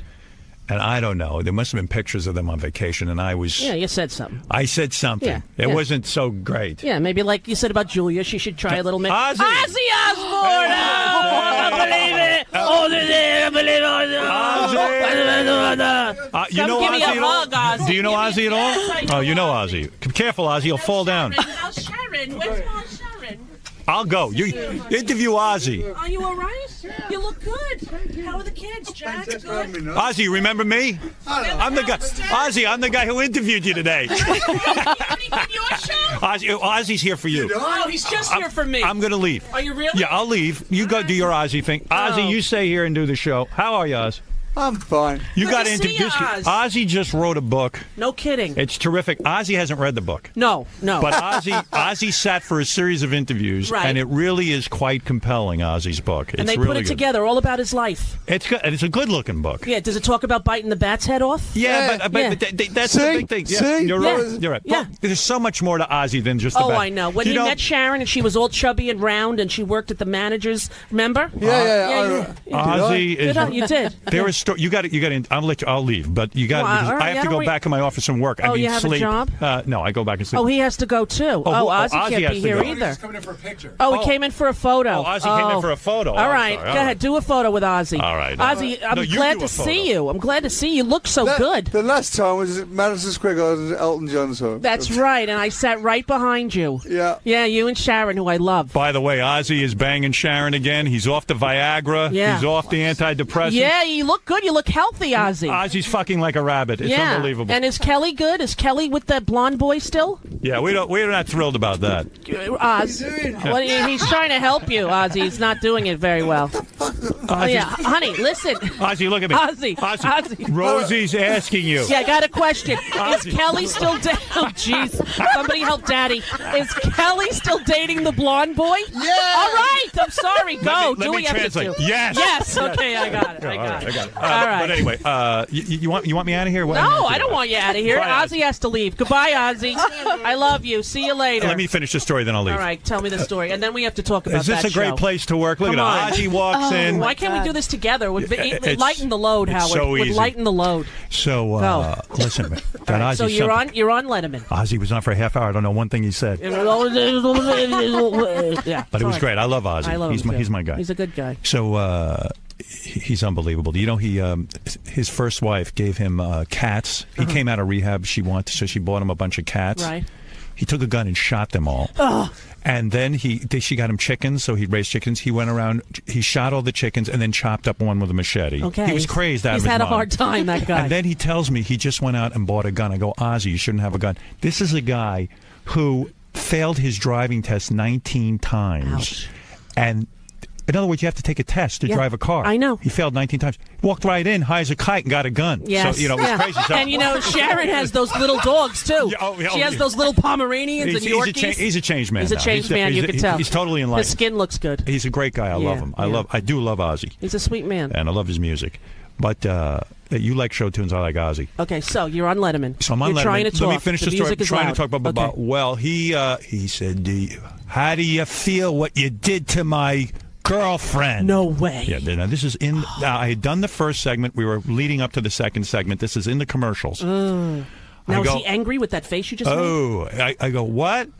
He goes, Good comeback. What? Yeah, my 9-year-old does that to me. What? He got me. Yeah, what could you say? He goes, you know, I can't believe what you did to her. Do you know I left her crying in tears? Do you know how hurt she is? Do you know what she feels like? I hope you're really proud of yourself. I said, Dave, and they go, we're back. Swear to God. Oh, just no. like that. And Please tell me you went there. Did you go right there, or you just left it? No. I was in a state of shock. Okay. I didn't know what to make. I right. was just. I go, oh, Dave just had a really interesting conversation with me, and then he changed topics, and I walked out of there. I was frazzled, man. Now wait, have you been asked back since then? Oh, a million times. Oh, a million times. Yeah, I get them ratings. They could care less.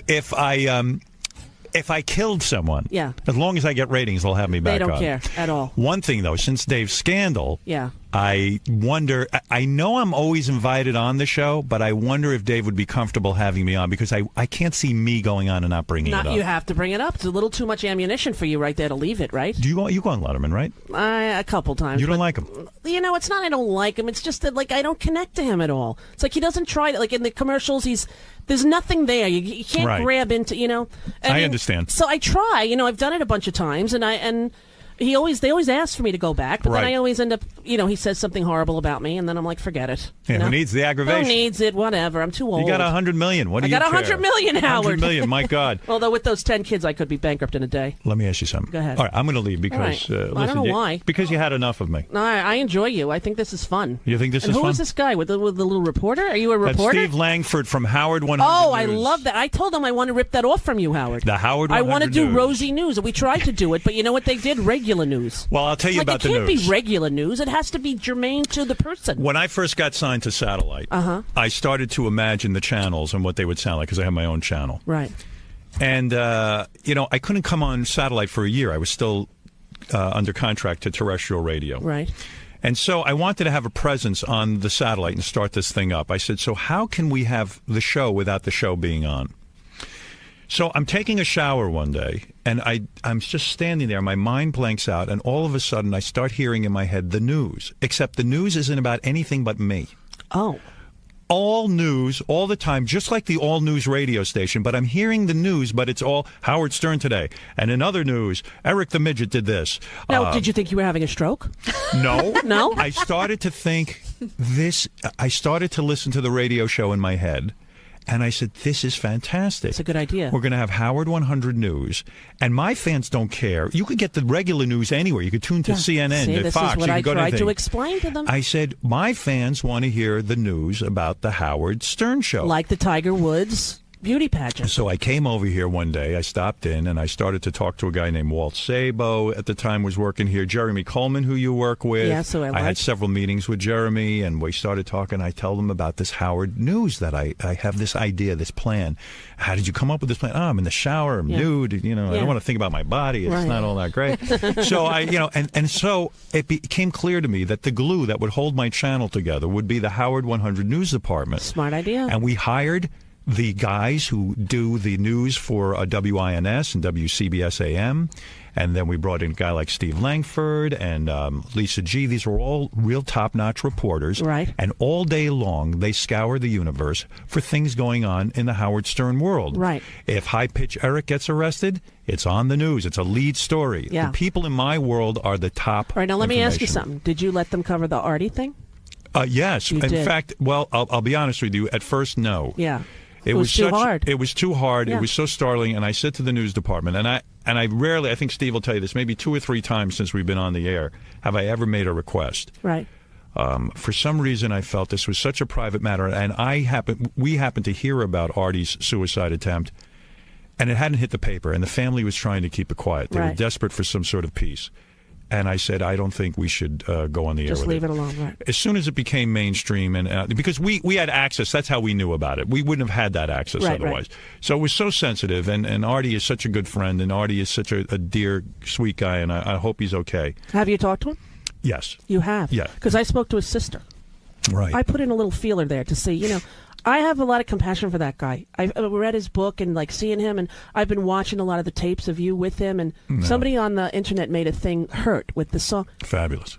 But you know what, Howard? When he started to cry one time, and you got up and went over to him, it was heartbreaking to watch it. And I just hope that he knows that even though it feels to him sometimes that there's no safety net, there is, and there are people who care about him, who love him, and who understand. Well, yeah, I spoke to him, and it was a difficult conversation because I can't wrap my head around that Artie. Yeah. My Artie would do this to himself. That's right. And Artie is a terrific guy, such a super talented guy, and he hurt himself, and he tried to check off the planet, and I can't wrap my head around that. I can't even believe it's the same guy I sat there with. And for him to be so sad and to be so in such a low place to do this to himself, this is the real deal. This is. Did you tell him how it made you feel? No, I'll tell you the truth. We spoke on the phone, and he was in a facility. It's very hard. He's surrounded by a lot of people when he speaks because the way it's set up, the phone is public. Right. And Artie just, it was tough. I just, hey, Artie, first thing I said, any good-looking girls there? Right. And he's like, these kind of answers. So it was almost like... probably a lot sedated and stuff. Yeah, and for 2 minutes we had a very... I'd say it lasted 2 minutes. Right. It was very awkward. Right. And I hope he'll be okay, and I know his sister and mother are very, very involved, thank God. And as they say, it's a family matter, and they're going to have to figure out what the next step is. And I don't know what it is. When he gets his stuff together, which I believe he will, he'll be able to come sit right back where he was and hopefully try again. I saw some of the photos of him in that video when he was thin. He looked great. I never saw him thin. He's a good-looking guy. Yeah, he's a talented guy. Go. And it's hard, that kind of. I have depression myself. I know with your mom, you've experienced living with it. It's not an easy thing, but there is another side of it. But you never tried to kill yourself. Never, and and thank God I've never really gotten there. But I do understand it. Have you spent days in bed where you just can't get out of the bed? Yes, after 9/11. Right. When the second tower went down, I fell asleep and I didn't wake up for 2 days. Wow. I was like unconscious. That set you off. That was it. But I was happy and thankful that I was already on antidepressants because 99 Columbine happened. Right. And that's what made me get on them because I couldn't go to work.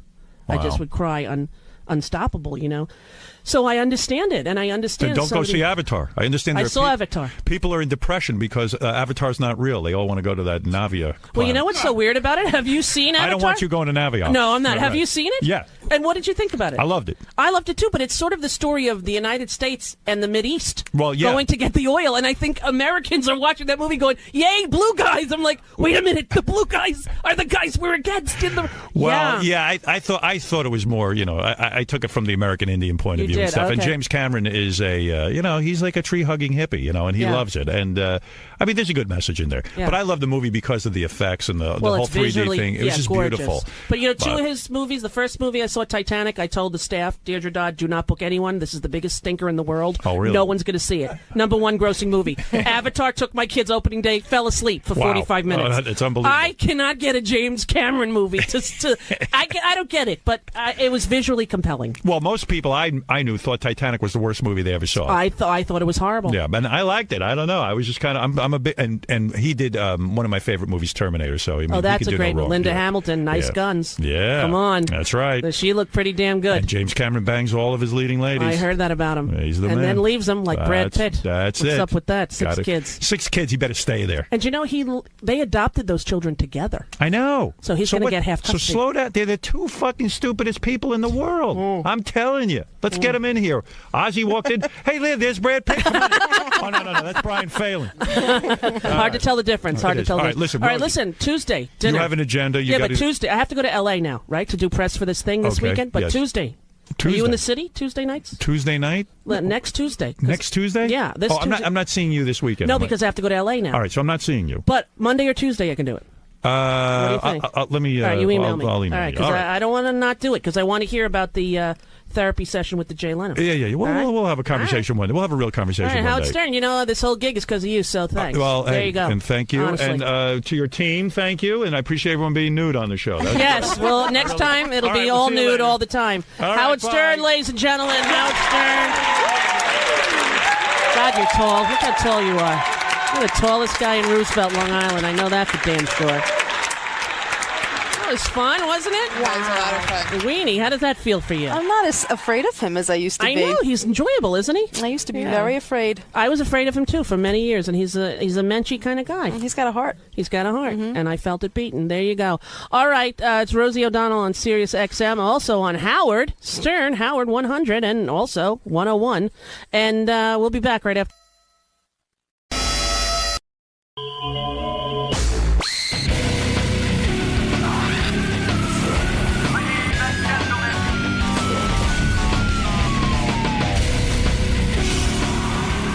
You can't get the guests here on time. Yeah, well, I'm not supposed to get them here on time. That's not my problem, okay? It's your problem. It's the in-demand's problem. It's our problem. The stupid douchebag's problem over there. The boy. Hey, boy, go get the food. Boy. Boy, the phone's ringing. The deli masters is delivering.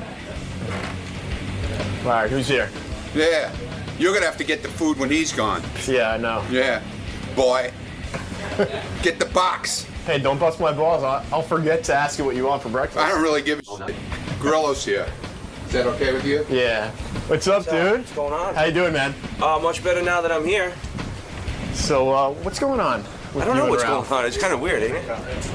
There's a little, I don't really get it, but I'm here. I'm not going to complain. What, do you feel that John Stamos was stolen from you? Yeah, man. Ralph totally cockblocked me. He's a prick. What do you think? What do you think he did? What's your gripe? You know what? I just remember the look on his face when he saw how much John did for me or how much we hung out. Like it was like a look of disdain, like where he just kind of just paused for a second and was like, and you could see in his house, like in his like, how could Stamos be hanging out with fucking Grillo? He should be hanging out with me. Ralph, so what's going on with you and Grillo? I don't know. Apparently, from what I understand, he's upset that I stole John Stamos from him, apparently. You weren't aware of this? No, I wasn't aware of this. And, I think I had heard something about it maybe years ago, but apparently it's sitting with him for a while. So something going on with him I'm not aware of, and we're going to find out. I'm as interested as the audience to find out what the fuck he's talking about. So we'll try to settle this today. Yeah, apparently John can only have one friend from the Howard Stern show, and I took that position away from Grillo, so. All right, Lisa G headlines, and then we'll hear from Grillo, and he'll finally get to air his grievance with Ralph. Lisa Glassberg takes shits at work. All right, Lisa, what do you have for us from the Howard 100 newsroom? Good morning, Howard. John Hein and Jason Kaplan's fast food show returns to Howard 101 Monday night at 7 p.m. Eastern, and the guys are looking for help from fans. Monday's show will feature a taste test of many types of fast food as possible to determine the best and worst. Only problem, some of the fast food chains are on West Coast only, including the beloved In-N-Out Burger. So if anyone happens to be traveling from the West Coast to back here in the East Coast and are able to bring back an In-N-Out Burger from Monday's show, John Hein says he would be thrilled. Just call the Howard 100 News tip line at 877-H100-TIP or email howard100news@SiriusXM.com. They don't care how old it is, right? I got to tell you something. I love those two guys. I like the show. I like the fast food show. I know a lot of people eat fast food, but I got to tell you, these two fatzos. John Hein and Jason. Well, they look like they eat fast food. They do. And they found a way to get free fast food by having a fast food show. And I got to tell you, I've never seen... It has not been good for them. I've never seen physiques like this. And you want to know something? When your physique really comes into play? I told you how to go to the dermatologist the other day to get a checkup. And I'm laying there on his bench in my underpants. And I'm turning, he has me turning upside down, around, and this and that. He flipped me. And you know what he said to me? He says to me, you know what? Because you're in some shape. You look terrific. Now, let me tell you something. When you got to take your clothes off in front of other people. Well, obviously, they're not going to the doctor. They're not. They're not going anywhere, those two.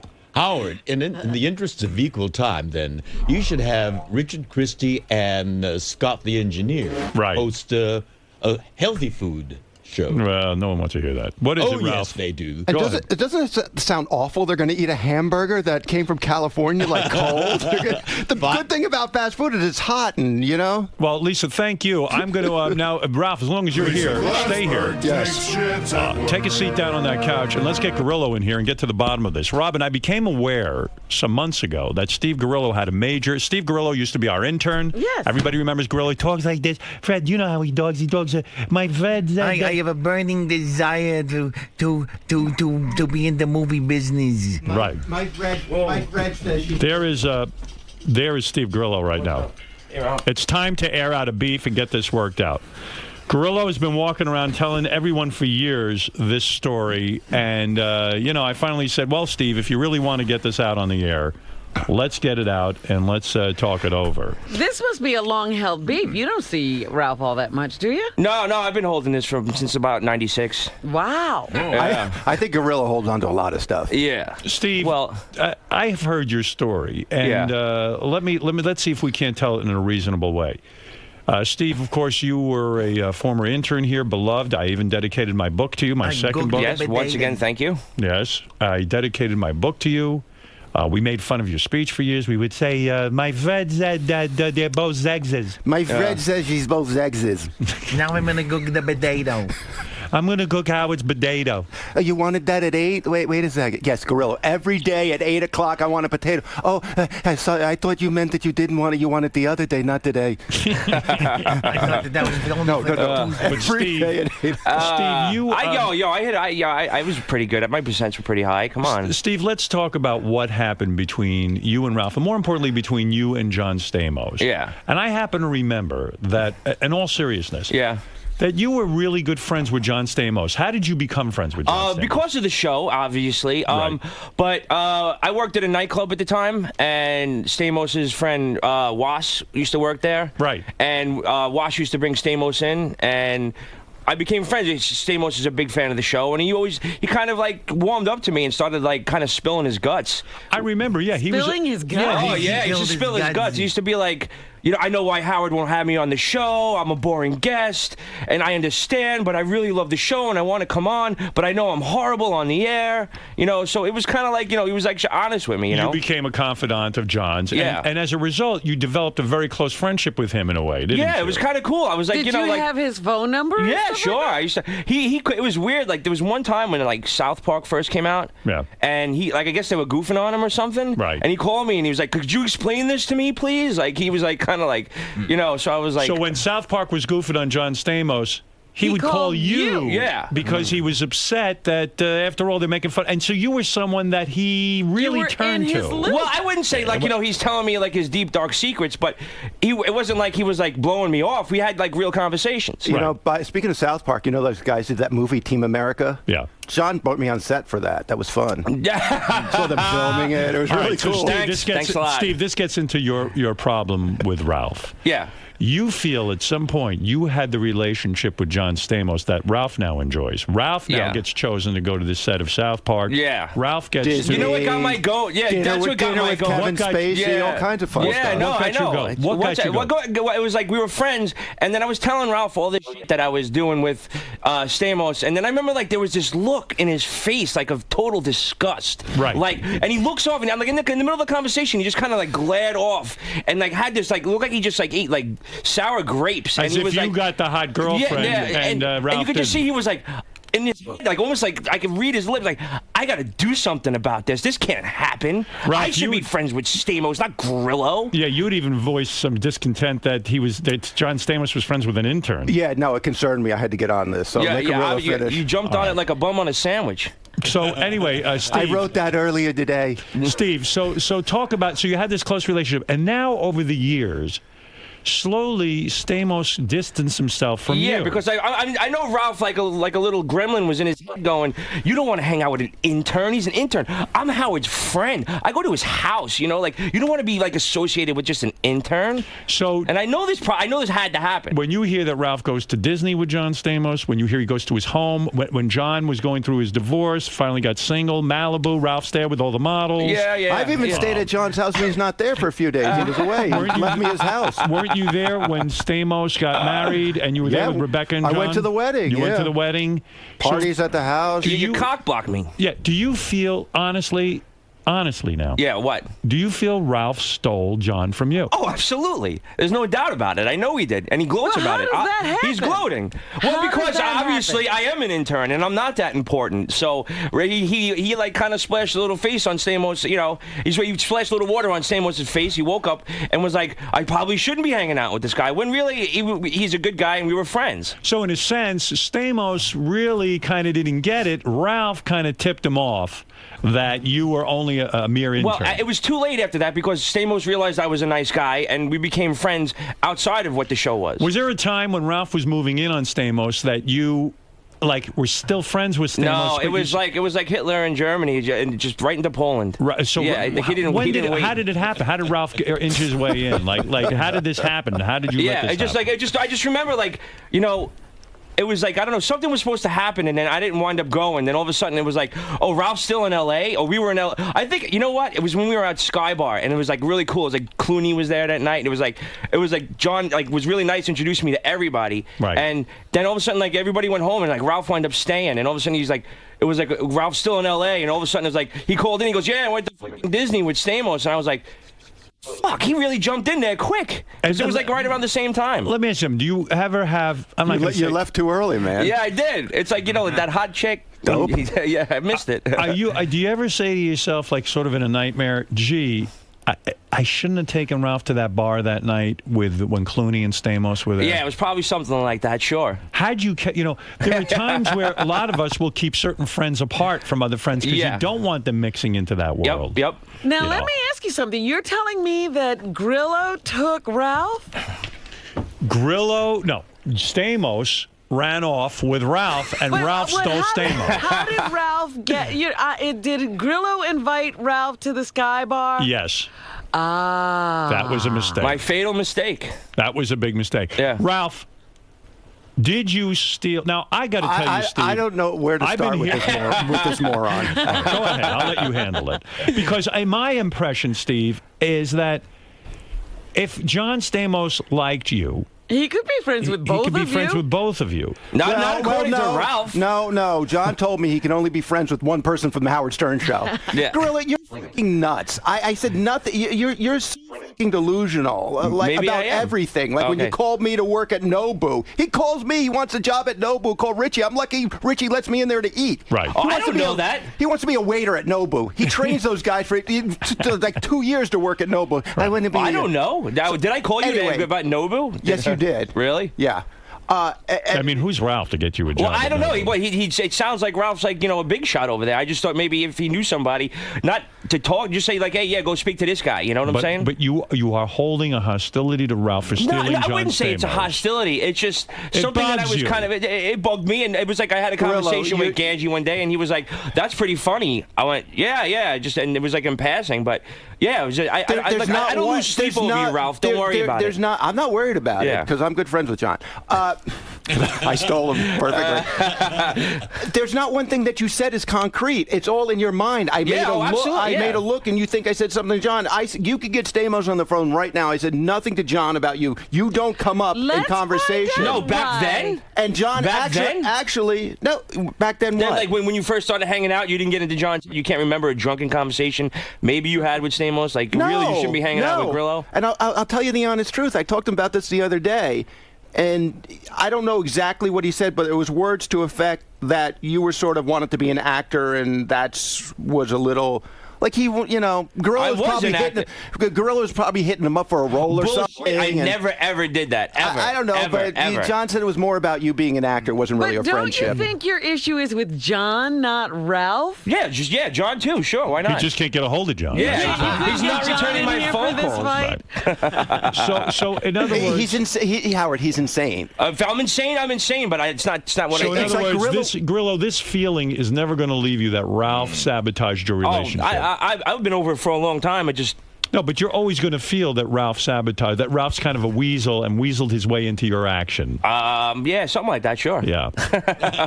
Do you believe me when I tell you that I didn't, or?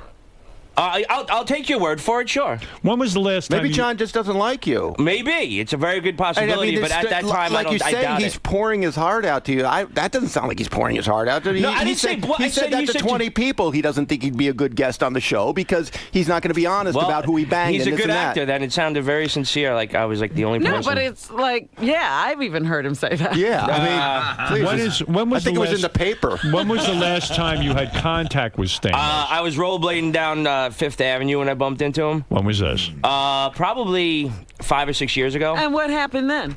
He actually gave me his number again.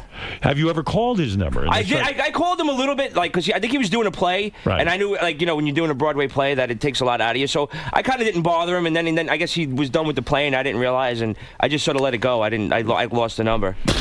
Dope. You want to be friends with the guy, and then you don't call him. I don't like to bother people sometimes. You know what I'm saying? In other words, Ralph is good at bothering people. He's aggressive. Well, I think he has. That thing's not there for him. Right. That shame factor, I guess. Right. Shame factor. The guy gives you his number. He expects you to call him. You dope. Yeah. Well, if so, you call someone twice and they'll call you back. That means they're busy. I feel like I'm trapped in Entourage. Okay, so you call Entourage. I feel like this is the who was that playmate who got stalked and shot? Dorothy Stratton. I feel like I'm in the Dorothy Stratton story. It is true that Ralph is the king at sort of schmooze. Yeah, no doubt. Maybe I'm a little jealous. What can I tell you? I got to tell you, I've had Ralph, I'll befriend Jimmy Kimmel. The next thing I know, he's at dinner with Jimmy Kimmel. Yeah. I'll befriend... So you kind of know how I feel. I'm not jealous. You know what I mean? I got my own thing. Howard, actually, you called me the other day and go, what are you doing? Friends with Jimmy. See? Okay, I smacked him around. No, but in all seriousness, I mean, like I had Natalie Maines, the great Natalie Maines from Dixie Chicks in my home. 2 minutes later, he's at dinner with Natalie Maines from the Dixie Chicks in Hawaii. Get out of here. Yeah. How is that possible? Well, so you know what? Maybe I'm jealous, Ralph. Maybe that's the bottom line. I'll give you some lessons. Don't be creepy and don't stare at people. Like at Robin's event, people said to me, "Who's that guy in the corner who's staring at everybody?" Is that staring true? at everybody? Yeah. Like, who? You. Who am I staring at? You? I don't know. You and Gary are the only two people in front of me. I don't know. People were asking me. Saying who's that beady-eyed guy in the corner? Okay, my wife thought you were a little suspicious. Yeah, I'm sure she did. She ran right away. So Ralph. Yes. So now you realize there is somebody out there who is very, very jealous of you. And you and Grillo used to be quite close. I know that you two partied pretty heavily. Yeah, no, we did. And you know what? Has this driven a wedge? Well, no. I'm going to tell you something. Ralph turned his back on me once I left the show. That was kind of weird. Because I left the show and Ralph, I was like, hey, you used to be like, Ralph, you want to go meet me here? Yeah, sure. And then it was like, never returned my phone call anymore. I was like, that hurt me probably more than anything else. Is Ralph a backstabber? I don't think he's a backstabber. I don't think he backstabbed me. But I think that's probably, now that you bring it up, now I really didn't think about that, but when I did leave the show, Ralph stopped returning my phone calls altogether. So I thought we were good friends. So he ran off with Stamos, a connection that would have been great. You could have been at Disney. I mean, that would have been you at Disneyland. That would have been you. I guess maybe now that I think about it, I was just kind of more angry that he. And John actually got me an acting job. I have a meeting in L.A. next week. Ralph, why did you stop? Plenty of that going on too. I happen to know you guys were very close. There was a time where you were so close, I don't even want to say how close. Some things are better left unsaid. But talk about that, Steve. Let it out now. I can let it out now. I'm much more comfortable about the whole thing. Steve's going to tell his story. Go ahead. This was probably. This is how close Steve and Ralph were. I've known about this. Yeah, I know you've been good about keeping your mouth shut. I got to thank you for that. I did it out of respect for you guys. You did. Thank you. But Robin, what happened? We've talked about it on the air, haven't we? No, we never have. Go ahead. Talk about that night. Me and Ralph got really hammered at Scores, and we brought back a girl that worked there to my apartment, and one thing happened and another, and then I kind of got freaked out and bolted. You two were with a girl at the same time? Yeah, wait, that ain't the story. Tell the story. Things went down, and then what went down, Ralph? Everybody's clothes were off, and then I didn't feel comfortable with a naked guy in the room, so I slept in Ganji's room. Ralph, is that bullshit? That is complete bullshit. I didn't sleep. I'm not saying things didn't go down. First of all, the weirdest thing, I'm not real clear on everything that happened. I know nothing happened with me and Grillo, but I remember Grillo. Grillo was eating this girl out for about 6 hours. Yeah, I was afraid to pick my head up. We were smoking and doing this, and I think I was come and done, and Grillo was on her, and then I fucked her, and then Grillo was eating her out. No, I don't know. She had a mouthful. She had a mouthful. Yeah, I might have been banging her, and she was No, it never got to that point. It never got to that point. Ralph says he was banging her and you were getting a blowjob. She was doing something with Ralph, and I was doing something with her, and then I just kind of backed off the situation. I wound up waking up in Ganji's room. Like, I didn't hang too long. I woke up. I passed out at some point, and I woke up, and Grillo was still eating her out, like, at 3 in the morning. I don't think it was ridiculous hour. That's not true. You probably blacked out in the middle of the blowjob. You didn't get freaked out and run anywhere. Yeah, I wish you would have. I wanted to bang her myself. That's the whole thing. You wind up doing that in my bed, and I slept in Ganji's. That I know for a fact. I don't know. The way I heard it, those two double-teamed the chick. They were both naked together with boners. That freaked me out, dude. I really... you look real freaked out. Yeah. I went for it. I would say I went for it for about 20 minutes to half an hour, and then I wasn't in the room. You probably ended up eating out Ganji. No, because he wasn't there that night. These two had a night where they double-teamed the chick. I didn't know they were ever that close. Oh, yeah. Naked, boners, almost... I don't need to be close to somebody to do that. Did you see his boner, Ralph? I don't. I guess I probably did. I don't really was he getting a blowjob while you were banging him? That never happened. I know it didn't happen. There's some things that are very clear about that night. Well, so what happened? That's pretty much like when she was with you, and then she kind of got with you, and then I didn't really want to stay in the room, and I left. And I know you wound up having sex with her in my bed that night because I changed the sheets. I burned them, actually. But seriously, there is this weird like didn't you try to date Grillo's wife or something? Oh no! One of the first score she rubbed my cock. What? That's when we first started dating. She was hammered. Yeah. See what I mean, though? No, she thought, because I had told her the story with Ralph, and she was like, "Oh, okay, let's make that happen." And I was like, "Absolutely not." But we left Ralph in the street with a fucking heart on. Like, what are you doing? I was like, "Fuck no!" Yeah, I thought slammed the door in his face. Why do you want your wife fucking Dude, it was maybe like the 3rd or 4th date I was on with my wife. Yeah. Why is she busy rubbing his? I just met her. All right. And then I'm saying, so you've had this rivalry with Ralph. He's constantly. Wait a minute. I didn't know they hung out that much. We did. Listen, we used to exchange Christmas presents and stuff. It was kind of like, I left the show. I got like the cold shoulder. Why did you give Grillo the cold shoulder when he left the show? Grillo's crazy because, first of all, why would I stop hanging out with him if he leaves the show? I don't know. Did you? What does one thing have to do with another? I needed a connection to the Howard Stern show, and you weren't there anymore. I don't know. This is you again. And so why did you stop hanging out with him? Because he is such a freaking bummer. He never has money. He never has a job. He's constantly complaining. True. Back then, that's not. Dude, that's a fucking lie. You're always complaining. You're getting fired from this place. The recession. I tried to start up a friendship with him again recently, and it's constant misery with him. What does he say? And then he starts emailing me about bar things every Monday night. I get an email and come hang out. I need a job. You got to show up at my bar. And it becomes your problem. Yeah, it's constantly. It's like you don't want to hang out with somebody who's never has money, right? Right. So don't stay home if you don't have money. That's got a problem. I do.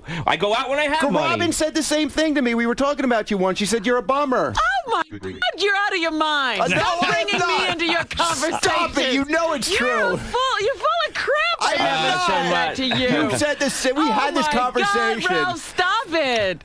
Ralph, we've had this conversation. So the truth comes out. I can't believe you. I can't believe you don't remember. Do with this. I have nothing to do with it. Bringing you in, Robin. That's not really cool. Steve, are you a bummer? Do you? Didn't I say to you the other day? Didn't I say to you the other day that I really like Grillo and I feel bad like coming in here and like ragging on him or whatever? Right. But no, I wasn't a bummer back then. You were. No, I wasn't. You were. No way. Yeah.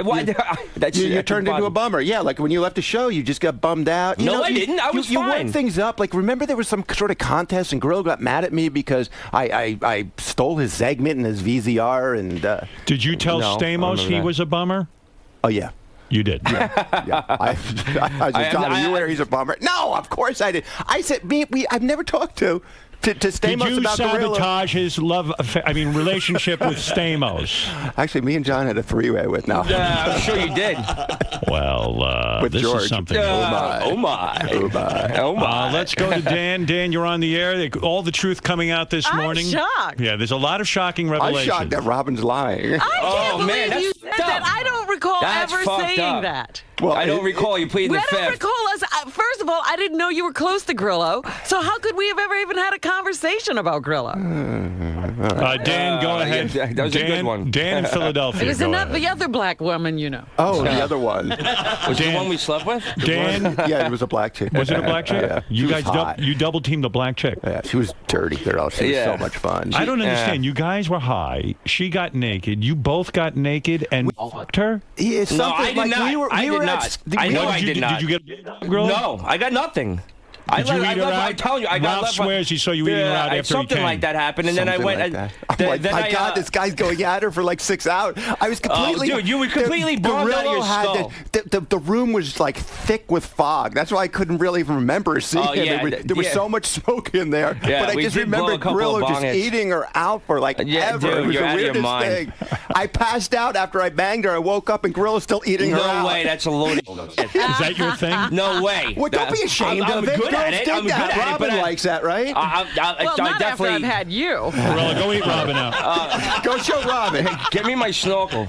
Go eat the real Is that doll your out. thing, eating a girl out? You like it? I enjoy it. Sure, why not? You're good at it? I tend to think that I am. Sure, my What is wife your doesn't technique? complain. What is your technique? Slow and easy, brother. Slow and easy. And so after Ralph finished and came, no, I never saw that. I never got any backsplash. I told him I left the room.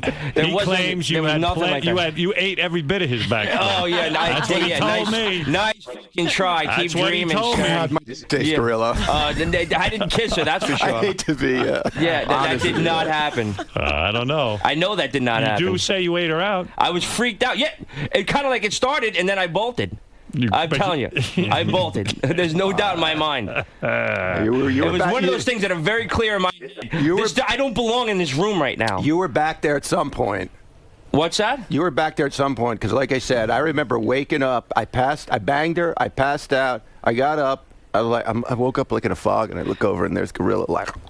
No, I don't think so. I doubt very much. Like in the bed or something. I was like, okay, I gotta go. You slept over. What are you talking about? I did. I slept in Ganji's room. I left. That did not. I don't know what in between what fog you're talking about, but that didn't happen after you passed out. Okay. Well, listen. I mean, the fact that you guys almost shared Grillo's wife is ridiculous. Yeah, well, that was very, very early on, my friend. I mean, what? Ralph put the moves on her? He tried to, and she listen. My wife doesn't drink anymore. When I first met her, she was fucking pounding the margaritas like it was no tomorrow. She was fun, and she was great. Fun. You liked her? She was. I loved her. Every time I ran her too. Yeah, every time I ran into her in a club, she'd start rubbing my cock. Oh nice. I don't think every single time, Ralph. Well, there you a go. few times. Maybe once or twice. Twice, 2 or 3 times. Wow. I was doing my own thing too, so that's why took a while. Well, yeah. Well, all right. So anyway, the point is, you guys were close. Yeah. And now you're not. I'm shocked at how I didn't even know they were this close. Friends come and go. Friends come and go. You know what are you to do? And Stamos is the prize. You know, now, listen. why did you complain to Stamos too? Is that what happened? What's that? Did you complain to Stamos? Never. I'm not going to bother him. We should have gotten Stamos here. I know. That's what I'm saying. We got to find out why Stamos dropped him. Call Stamos. Kind of cool that two guys are fighting over Stamos. I'm not fighting, but I just want to say I'm not fighting. I mean, I love being friends with John. Did I forget to say no, too? Well, Ralph is right. He is not fighting. He won. Yeah. There was no fight. You didn't have a chance. Yeah, I didn't. Since I told John Obviously. how creepy you were and that you never have a job and you're a bummer.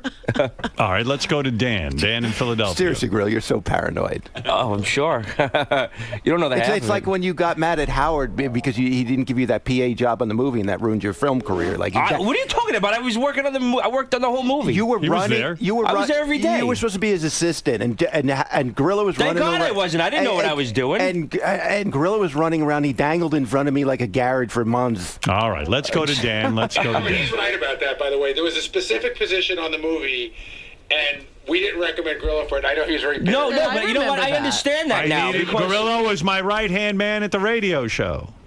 I needed him. I didn't. You know what? I didn't understand the way it goes down on a movie set, and it was probably the best. Someone else knew better that I shouldn't have been your assistant because I would have been lost. Right. You know, I know now what's going on, but you know. But Steve, that wasn't what it was. There was an opening for a sound engineer guy, and actually, remember Dan? No, that wasn't it. I was already a PA. Dan got that job after the fact. No. Yeah. Well, yes, there is. I got hired as a set PA. That's right. And Dan got the job after the fact. All right, let everyone calm down. Okay. Take a deep breath. I shouldn't have had that Red Bull. I was going to say, you are shot out of a cannon. Red Bull and green juice. Forget about it. All right, let's go to Dan. Dan, you're on in Philadelphia. Hey, how you doing, Howard? All right. I just want to say, Grillo can be a little innocent baby. Yeah. You know, he's stick to dated. But yeah, that's fucking dumb. But dumb, Grillo. You got to admit. Maybe it is, but we're here, aren't we? You're whining about it. Yes, you're just doing anything to get on the air. Fucking. No, excuse me, I don't do anything to get on the air. They called me, sir. Right. No, I wanted Steve to give him a chance because I knew this was festering. I knew that he was holding it in. He Plus, feels he's hilarious. badly about losing. Sir, you're home laughing? Steve, you have to move. Of course I'm home laughing because you're a fucking joke. Good, that's great. I'm not a joke, but it's funny. Steve, you are a joke, dickhead. Okay. All right, Dan. Thank you. Getting really mean. Yeah, why be mean to Steve? What the hell did I do to him? Steve lost Stamos. You have to just move on in life. I have moved on in life, my friend. Just go back to your electrician thing and no. Get a job. Actually, things are going pretty good right now, so I'm not going to complain. All right, Jim, go ahead in Raleigh, North Carolina. That means I can call you if you're going to stop complaining. All right, Jim. You know, Howard, it's good that Ralph stole Stamos because, you know, Grillo turned out to be kind of a nobody loser, and Ralph's still your best friend and on the show, you know? Well, Stamos knows where his bread is buttered. Stamos knows how to pick his bread. That's right. Stamos always goes with the winners. Well, Steve, I feel your I can't pain. imagine all those calls are positive about me. Casey Armstrong, what do you want to say? Hey, what's going on, guys? Hey, Casey. Hey. Hey, listen, somebody told me the other day, they said, I bet Steve Grillo could beat you in an IQ contest. I believe Steve would beat very you. angry. Wow. He would not beat me. No way. Do you think he would beat me? I think it'll be close, but I think I might pull out. No. Hey, Howard, who's smarter, me or Steve? Robin, Casey Armstrong versus Steve Grillo. If he's smarter than Steve Who do you think Grillo? would win on an IQ test? That's a horse race, man. I know. I'm going to say Steve's got to be a little bit ahead Don't forget, of Casey. Casey got a 700 on the SATs combined. Right. That's what I'm thinking, that he didn't do What did you very get? well. I got a 900. So there you go. You're already 200 points higher on the SAT. Well, I hope he's smarter than me. He's got me on some program. What? Yeah, he's got me on some mass muscle program, like a protein thing, so I could drop a couple pounds. Hey, Casey, do you think you could steal Stamos from Ralph? All right, here's the question. Would either Grillo or Casey break 100 on the IQ? That's lower than Sal, who got a 102. Oh. And slightly, that's somewhere in the Jeff the Drunk range. Do you think these two guys could beat 102? 102. Or could they even break 100? I know I could. I think Casey can't break 100. Really? I will. You will put bet on it. Ask him a general knowledge question. Well. Casey. Yo. I'll ask him a math question. Oh, just had to explode. What's 9 times 7? 63. Hey? See, Impressive. I think Casey could beat him if Casey was just straight, and not. Steve, did you know crazy. that? Yeah, I'm a bartender. All right, I'm let doing math. let me ask you something. Okay. All right, ready? Uh-oh, yeah. What's 9 times 7? 9 times 7 is 63. All right, good. Hey, Howard, can I ask Casey a question? Go ahead. Because you know what, when we were talking on the wrap-up show, we found that a lot of guys took online IQ tests, and it turned out that they were pretty close to what they ended up getting. Right. And Casey did one. Casey, you did one. What did you get on that?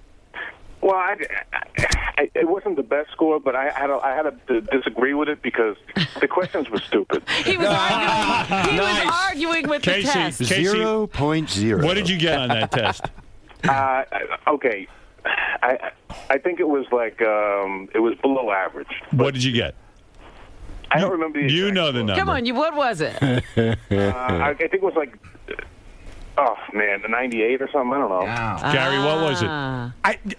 I don't want to know. I can't remember exactly, but I remember for some reason the number 88 is stuck in my head. Right. No, well, I can't double it. 88 is a dull adult. Yeah, but I will. Look, simple. Here's the kicker. Simpleton. I've taken those tests. My money's on Grillo. No way. Grillo, you could beat an 88, can't you? Yeah, I think so. I hope so. I didn't get an 88, and I took it when I was a kid. And kid, you took it when you were here. You took it online when you were here. I did? Yeah. You don't even know when he took it. Yeah, okay, I'm betting on Grillo. I'm going Grillo all the way. Grillo, Casey, you're in the next grouping.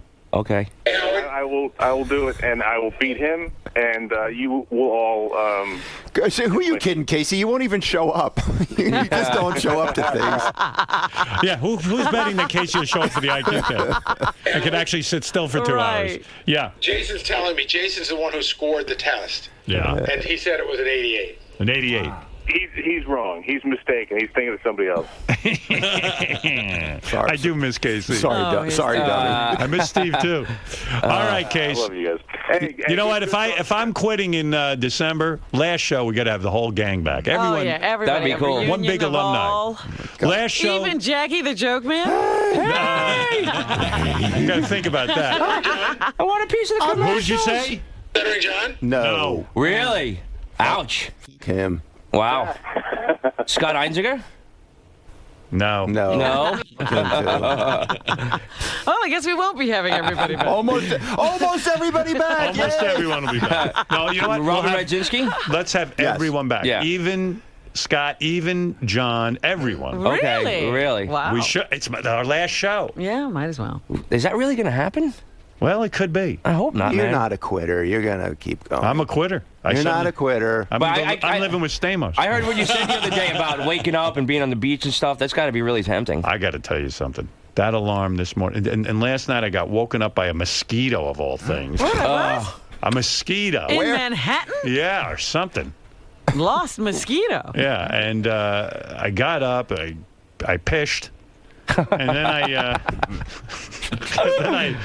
then I couldn't get back to sleep. I bet that doesn't happen at the Hamptons house. And that alarm went off, and boom, that was it.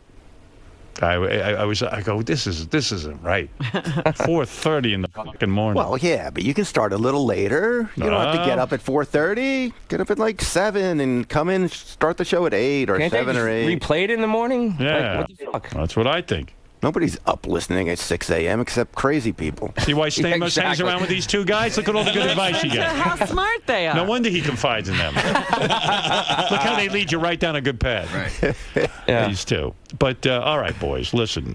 Casey and Grillo could definitely match up on a big IQ test. All right. My money's on Grillo. Cool. Casey, thanks, bro. Hey, good to hear from you guys. Hey, I'll get you in shape. Come by Max Muscle in Orange County, baby. Max? Yeah, they're trying to help me out. Thank you very much. What do you mean, Max, M-A-X? Yeah, MAX, Max Muscle. Me and Tom Rogers out there.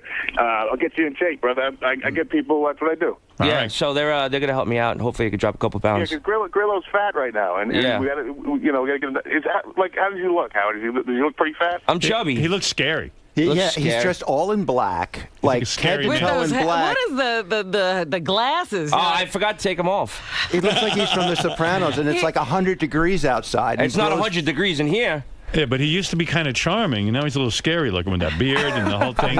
He's got a magician's goatee. What? You know how fat people don't eat in front of you? Right. I'm sitting in a green room with Grillo. He pulls out one of those green drinks. Literally Robin's green drink. Right. He says, drinking it. He goes, I drink this every day. I go, what else are you drinking? Yeah, that's about it. I do one good thing for myself during the day, and then I pretty much. You ever think Stamos dropped you because you're fat? No, I was in good shape back then. That's not it. That's fine. All right, boys. What's the resolution on this? Because I am running out of time. What have we learned today? Have we learned anything?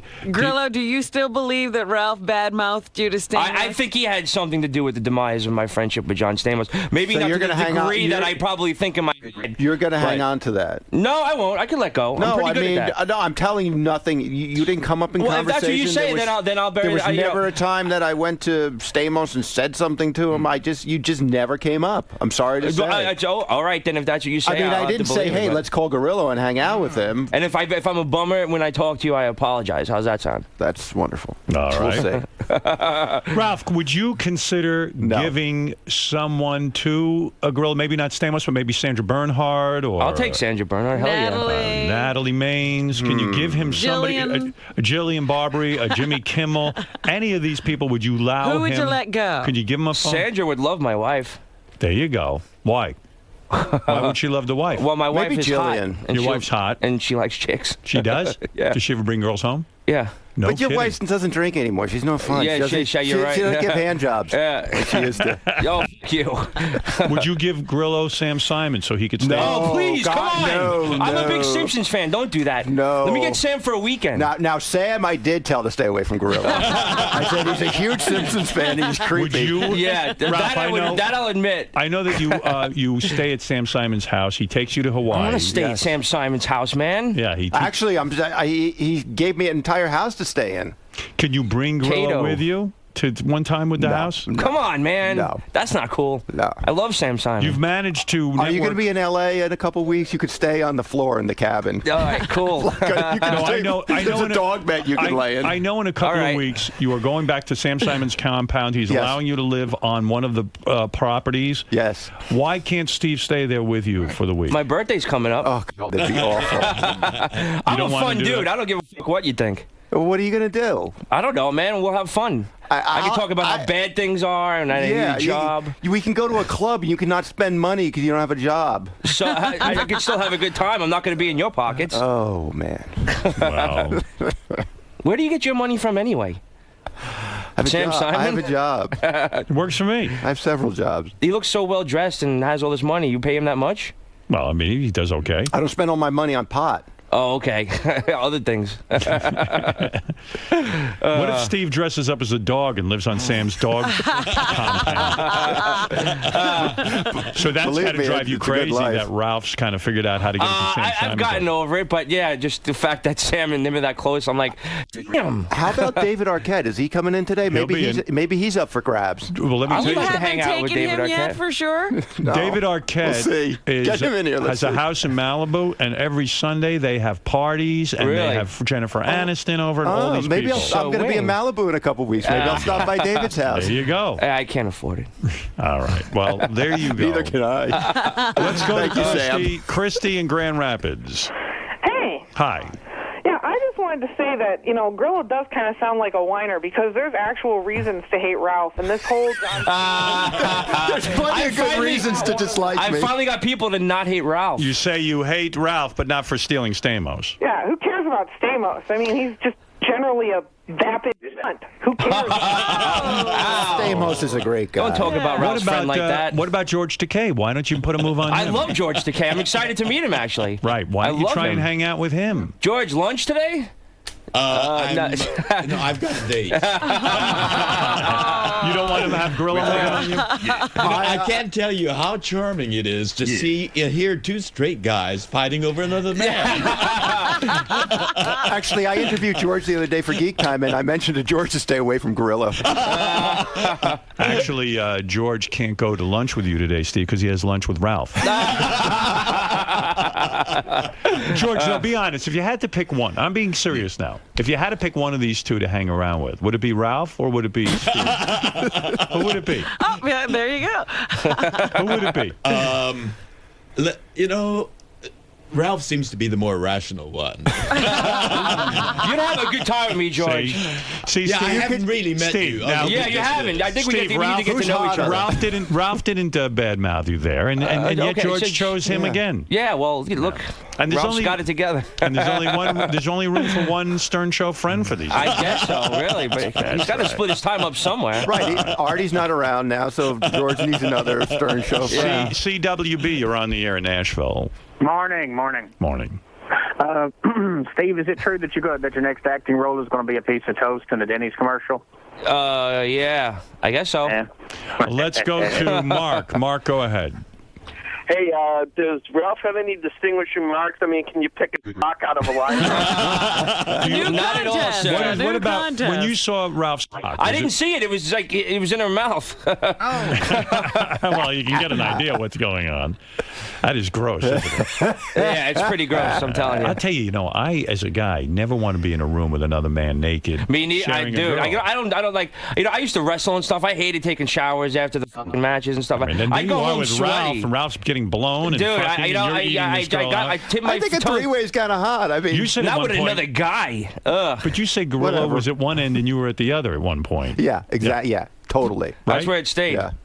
Yeah, but I'm saying that's pretty close. Yeah, it's as close as I'll ever get in my life. We didn't cross swords or anything. No, nothing like that. Still, you both were hard and doing the girl. It was pretty. Yeah, it was pretty. Did you disgusting. look at each other? No, I pretty much kept my eyes averted. Oh, come on! You got to be able to see the other guy. No, he's right about that. It was like we weren't like we hey, we were kind of avoiding each other and kind of focusing on her. Yeah, mass avoidance. Was it erotic for the woman? Was she getting off on the whole thing? Two guys doing her at once? Steve has a small penis, by the way. He does? You saw it?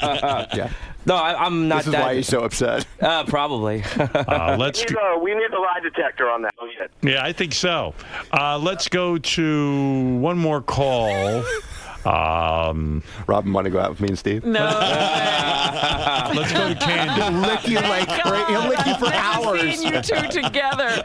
We're gonna go do the real doll. Was it weird? Grillo licks way too long, right? Way too long. I was young and stupid. Remember I told you that? Yeah, I know. You told me. Dude, I was hours. I've known about this forever. It wasn't hours. Hours. Dude, we drank a bottle of vodka. You got to tell me you got to. I drank. I passed out. I sobered up, and you were still going at it. No way, dude. I slept. I woke up in Ganji's bed, dude. Maybe he was doing Ganji. Were you licking Ganji?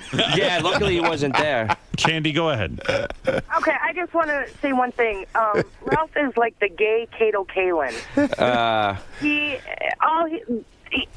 First of all he does is mooch, mooch, mooch. He has no real friends. He's just there. He's a loser. People like him. Gay loser. Kato Kalin. Why would I be a loser? Why are you branding me a loser, though? You don't do anything. What do you do? Sounds like a winner. You're a big homo, and all you do is mooch over people. You do nothing. You're a big homo. That's not entirely true. What do you do, really? Not entirely. I'm bisexual, and I don't mooch off everybody. Do you have a real job? I do. Yes, I get a paycheck every week. Okay. Well, once every 2 weeks. Blowing fags on the side of the road and they throw you a nickel is not a paycheck. Now, Candy, you use the word a lot. You're a lesbian, aren't you? Yeah. Oh, okay.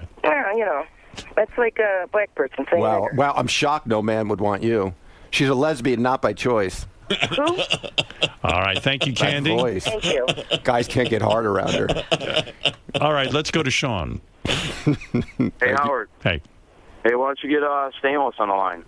Yeah, I don't know how to get a hold of him now. It's kind of early. Hold on, Ralph's got it. Ralph knows how.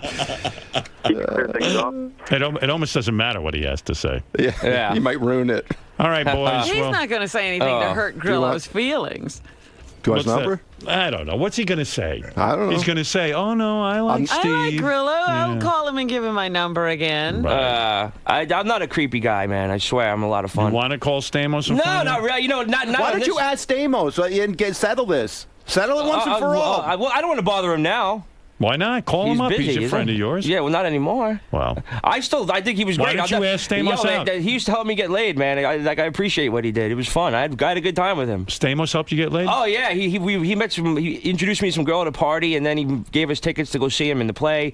He brought us backstage. The girl was like, obviously she was calling me Uncle Jesse when I was with her, but Right. No, not really. But that was a joke. I'm making a show business joke. No, but all right, listen to me. it was. Steve, do you have anything to promote? Yeah, well, I'm not 85% done with the pilot. I got a bunch of stuff done with that. The pilot. It's the sizzle reel. You fucked a pilot?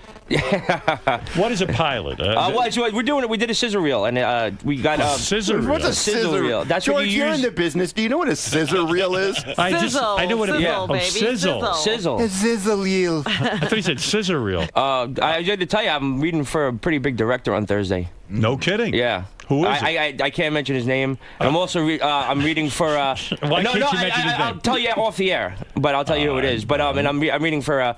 One of the biggest casting directors in New York on Thursday. And when you say you're reading, how does that come about? Well, you get a size, and I have like the place where I do my acting. I guess I go to classes, CNC. Yeah. They pretty much got a couple of people they have for their students. They have you get to meet the casting directors and the directors get personal. I don't know what he's saying. What he's saying I don't know why I can't get this out for some reason. Very fast and saying nothing. There's a casting director. Because I know you're trying to get. You're trying to go to break. I'm trying to get it out real fast. In New York and all right, so you're promoting the fact that you're going to read. David Vackery is casting director. He did Sex and the City 1 and 2. Okay. And I'm going to read for him on Tuesday. Who's the director? I'll tell you off the air. You can tell us on the air. I'm not kidding. He doesn't. Is it Scorsese? No, it's not Scorsese, but it's he's done a couple of big budget films. So George, do you Lord, think? I'm dizzy from you. George, what do you think of what? Right? George, does it sound like Steve's on a major career roll? Well, I'm trying. There is thousands of actors that are in that position, and more power to you. Does he sound like he's on a roll or speed? George, you became an actor at a very young age. Don't you think at some point you just got to give up the dream? When would you have given up if you had not? If that's your passion, you got to keep going. Keep going. Right. But his passion was being an electrician for a while. No, that was never my passion. I did it out of desperation. It's two different, you got to love what you do for a living. Then George, he's got a wife. Do you have kids? He's got a wife. You got to support your family. I know, I understand that, and I'm working very hard at that. What do you do? I'm a bartender at the Bowery Wine Company. I see, yeah. And, a lot of actors do that. So, and I'm also looking to pick up another couple of shifts somewhere else. A lot of losers do it, too. All right, look, boys. I want to thank CNC Acting Studio because they've been helping me out a lot. All right. And I'm also doing, you'd appreciate this, it's called Guardians of Rescue. It's an animal thing. I'm going to be helping dogs get foster homes. All right. And they also, get dogs to help autistic kids. The dogs will help the kids? Yeah, they have like... They have a dog that helps the kids. They do physical therapy and stuff. But Grillo thinks he's helping. They're actually training a dog to work with him. Yeah, they got a dog waiting for me. Special needs But dog. Guardians of Rescue, it's an animal rescue. All right, very nice, Steve. I wish you luck with all of your projects. It sounds like reading for these directors could turn into a very, very big thing. And, he could be a young Joe Pesci. There you go. Yes, I'll take that. He's pretty much soon to be an old George. Yeah, exactly. A middle-aged Joe Pesci. He's a bloated Joe Pesci. Top shelf liquor. Top shelf liquor.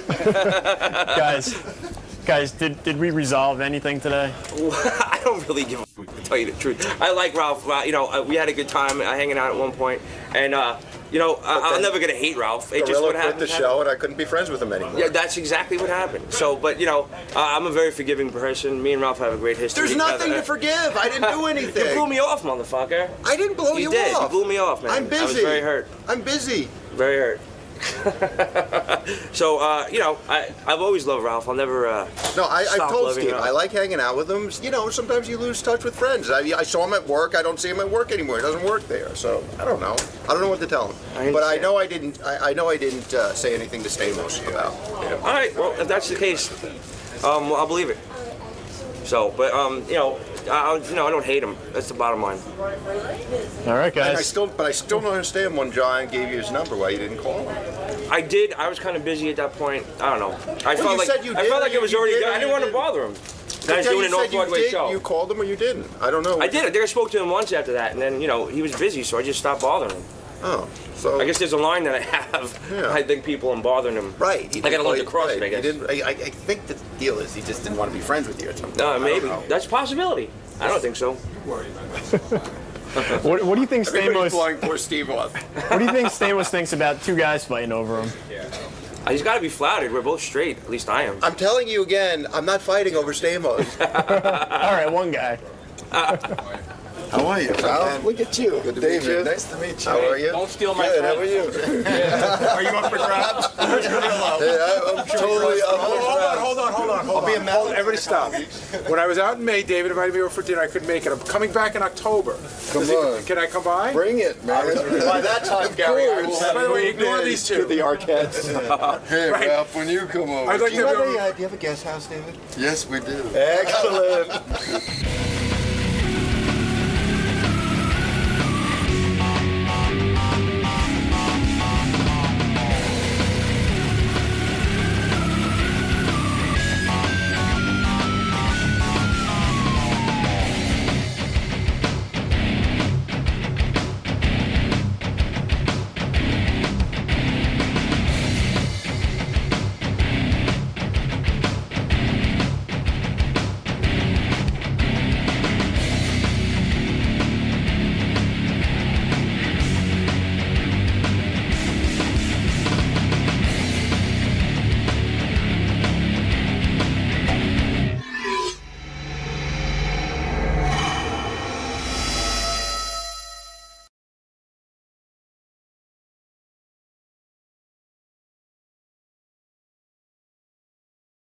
Thanks for stopping by.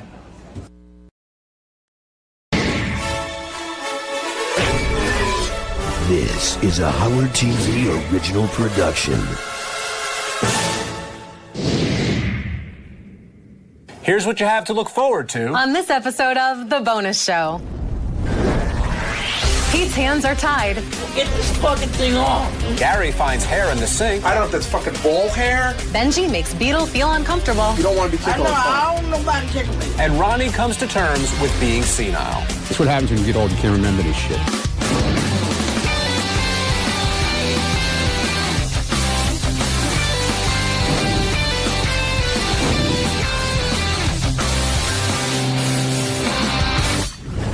Hello, Stern fans, and welcome to The Bonus Show, a weekly update of all the great behind-the-scenes moments you can't see anywhere else. I'm Rachel Fine. And I'm John Hine.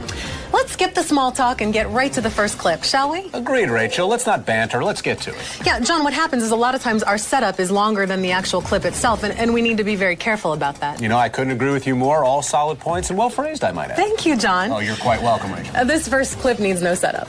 Don't be an asshole. I don't really give a fuck Don't be a what you fucking got. asshole. I don't got care hot what water you in got. here. I got hot water here. Calm down. Good. Calm down. Good. Listen, jerk off.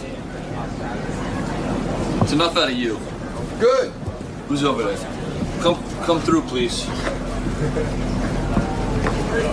What, are you going to time it to walk through at the same time? I'm just trying to get to my desk.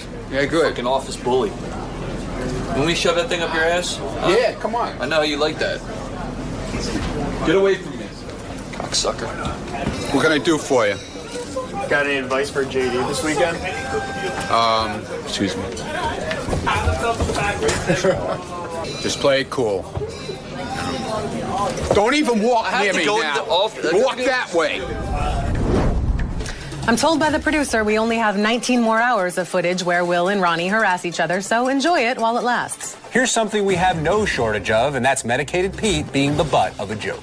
Put your hands in there. I want to show you this. It's cool how this works. Both hands. Both hands. Dog, what the hell, man? What the hell are you doing? Dude. Take his pants off. See if someone in the bullpen can help you out. Get this fucking thing off. What the hell? There's a predicament out in the hallway. What? I didn't want. We need help. I got. Gives a shit. Now, Rachel, you know how hard the people work on the Stern Show staff, right? Yeah, they come in early and they leave late. Yep. And sometimes they don't get a chance to trim their body hair at home, so they have to use the bathroom by the control room. That I did not know. Gross. Here's a bathroom altercation between Baba Booey and a hair clipper happy Sal the stockbroker. So Sal was just in here right before me. I saw him with a pair of scissors. I don't know I don't know if that's fucking ball hair or beard, but like, what is that? That is disgusting. I'm gonna go get him now. Seriously, I'm gonna go get him. Sal, you got a second? Can you come with me for a second? Well, Howard, Peter Honor, welcome. What's going on? I'm gonna ask you. Set up. No, you're not being set up. Oh, did I leave the bathroom dirty? Yeah. What is that? Oh, I got black gunk from the makeup in my mustache and I cut it. It's not pubic hair, whatever you think. I'm not positive what it is. I swear to God. As a matter of fact, if you look right here, Gar, you can see the line I made with my scissor. But why'd you have to cut it? When I cleaned it, there was still like some black pieces, so I know, but so clean it. I know, but then you walked in, and as a courtesy, I walked out for you. You could say, but so if you walked in as a courtesy, if I left the shit in the toilet, when I say, oh, as a courtesy, I'll let you in. That's what you do to me. You were so dominating. Now when I see you, I just run. I didn't even say get out. I just have to. I saw you go, look, this is the boss. I gotta move. You have zero respect for me, and all of a sudden you're afraid of me? No, I'm just bullshitting. Exactly. Get him out. Get him out. I just want to wash my fucking hands. All right. Just one more. As disgusting as guys are, I have to say that women's bathrooms are way worse. How so? Well, you've walked into a bathroom and witnessed a floater, right?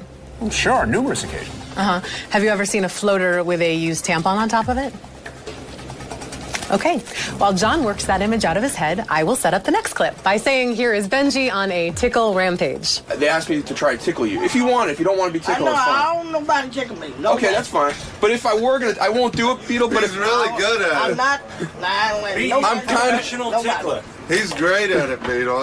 But Beetle. I don't care. But he's the best in the business. I'm not nobody touching me. No, Beetle, I'm not gonna do it. I promise. Nobody ain't tickling. But could I ask you? Could you tickle yourself in my honor? No. Do you want to tickle him? I ain't taking nobody. All right. You don't want to use. Can I just show him what I would do, real quick, to you, Richard? Yeah, here, Beetle, watch.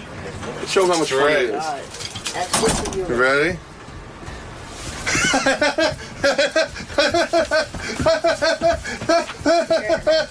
Here, you do it. There you go. See how much fun that is, mate? Yeah, that's good. Look. Raise on wheels. Even his naughty parts, he loves tickle. Yeah, raise on wheels. I'm not doing that. All right. Come on, B. Nah. It's a good time. Whoa. Easy. Rachel, can I tickle you? John, remember the no touching policy that we have. Can I tickle you in my mind? Sure, John. Tickle away. Next up, we visit Mr. Hine and the guys during the wrap-up show. Here, Ronnie tries his best to recall a memory to no avail. Yeah, I was into the Doors. What Doors? Like, what's your favorite Doors song? What's the Doors out? That whole album, the Doors album was the Doors, wasn't it? The album, one album called The Doors. Which one? I mean, what songs are you thinking about? I can't even remember, man. My head is blank right now with that stuff. I'm trying to think who else. All the fast shit though. Paul Anka's not fast. Well, he had some fast stuff. Did he? Going on. What fast Paul Anka Sweet song? Caroline, man. That's I mean Neil Diamond. Yeah, it was Neil Diamond. That was Neil Diamond. I don't know. I can't remember. That's what happens when you get old. You can't remember this shit. The guy in the graphic box over my left shoulder is really a woman, has a black belt in Taekwondo, and is a proponent of bestiality. Now, only one of those points I just mentioned is true. You decide which one. The bestiality thing, it's a smoke screen. I think people should be allowed to fuck animals. I mean, if you're allowed to eat them, why not fuck them? So, Benji, based on all of this, should adults be allowed to have sex with minors? No, I don't think so. But why? Why? Well, listen, I'm not saying that there's. I'm not saying that there can't be an intellectual. Why is that a rule? Because I think as a societal rule, what a minor is changed by different cultures. But do you think a goat can make a decision whether they want to be raped by a human, nor can they make a decision whether it can be eaten by a human? I mean, we've talked about all this before, but like, listen, I could care less if some dude wants to fuck a goat. I don't know how that affects my life in any way. But listen, you say bestiality. Should goats be allowed in the military though? That's just stupid. Okay, guess I'm not going to get Benji a kitten for Christmas. And wrapping up the wrap-up show this week is our good friend Jason Kaplan, talking about his love of dipping sauce. In Amsterdam, one night, we're all in the red light district, and we all kind of got split up. And the thought was that, if you're by yourself or maybe with one other guy, you might be sneaking off to go get a whore. So this is for my bachelor party. So I don't remember this. These guys tell me this. I disappeared. Everyone thought I was off getting a whore. They're all looking for me. To turn around the corner, they say I walked around with the biggest grin they've ever seen on someone's face. I just had a huge thing of French fries in my hand and mayo, and I was just covered in mayo. There's mayo all over my fingers and my face. I'm like, dude, those fries are the greatest thing ever. But more importantly, the mayo they have, the spicy mayo. Oh, I would never eat it. Oh, Bob in St. Louis, you're on the wrap-up show. Eat it off your back. Before we wrap it up for this week, I'd like to introduce a new segment on our show called Let's Hear a Joke from our robotic camera operator, Brian Phelan. Brian? Let's hear a joke from our robotic camera operator, Brian Phelan.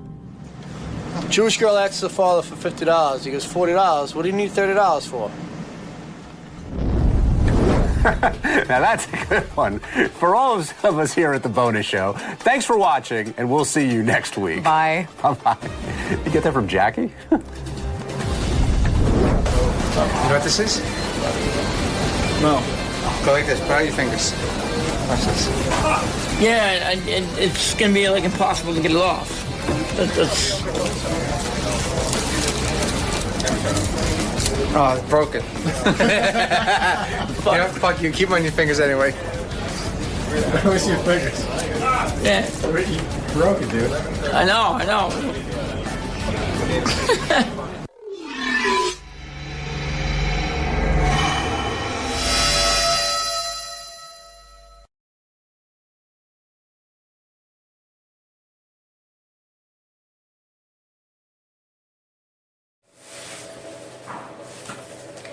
Xin chào các bạn. Hôm nay cảm ơn các bạn đã quay lại kênh của mình nhé. Hôm nay chúng mình sẽ chia sẻ với nhau về trước mắt là các bạn nhìn cái tip kem này, nó các bạn nào hay lướt TikTok thì hoặc là Shopee á, các bạn có nhìn thấy quen không ạ? Đó, chị Phương Sena thì hay với lại chị Thư á, thì hay livestream về sản phẩm này. Lúc đầu thì mình theo dõi em kem này á, mình chỉ theo dõi thôi, nhưng mà đến tầm khoảng 5 ngày đầu tiên mà cái lượt bán nó bán rất là nhiều và rất là nhiều người đã sử dụng. Thậm chí những cái bạn bên Hàn ấy, bạn ấy phải nhờ người nhà mua để mang sang bên đấy, tại vì cái giá thành ở bên Hàn đắt hơn với lại ở bên Việt Nam mình rất là nhiều. Tại sao em này được ưa chuộng đến như vậy nhỉ? Vì mình đọc cái tên của em nó nhá, là các bạn đã có thể hình dung được là cái kết quả mang lại của em nó như thế nào rồi nè. Kem dưỡng tái tạo trẻ hóa căng da Lubilac NMN. Một tiếp kem như vậy 80ml. Mình thấy là nếu mà một tiếp kem dưỡng mà 80 thì dùng rất là lâu luôn các bạn ạ. Ví dụ như một cái hũ của mình nhỏ nhỏ như vậy đã 50ml thì mình sử dụng trong vòng tầm 2 đến 3 tháng. Mà cái tuyết 80 này nó dùng rất là lâu.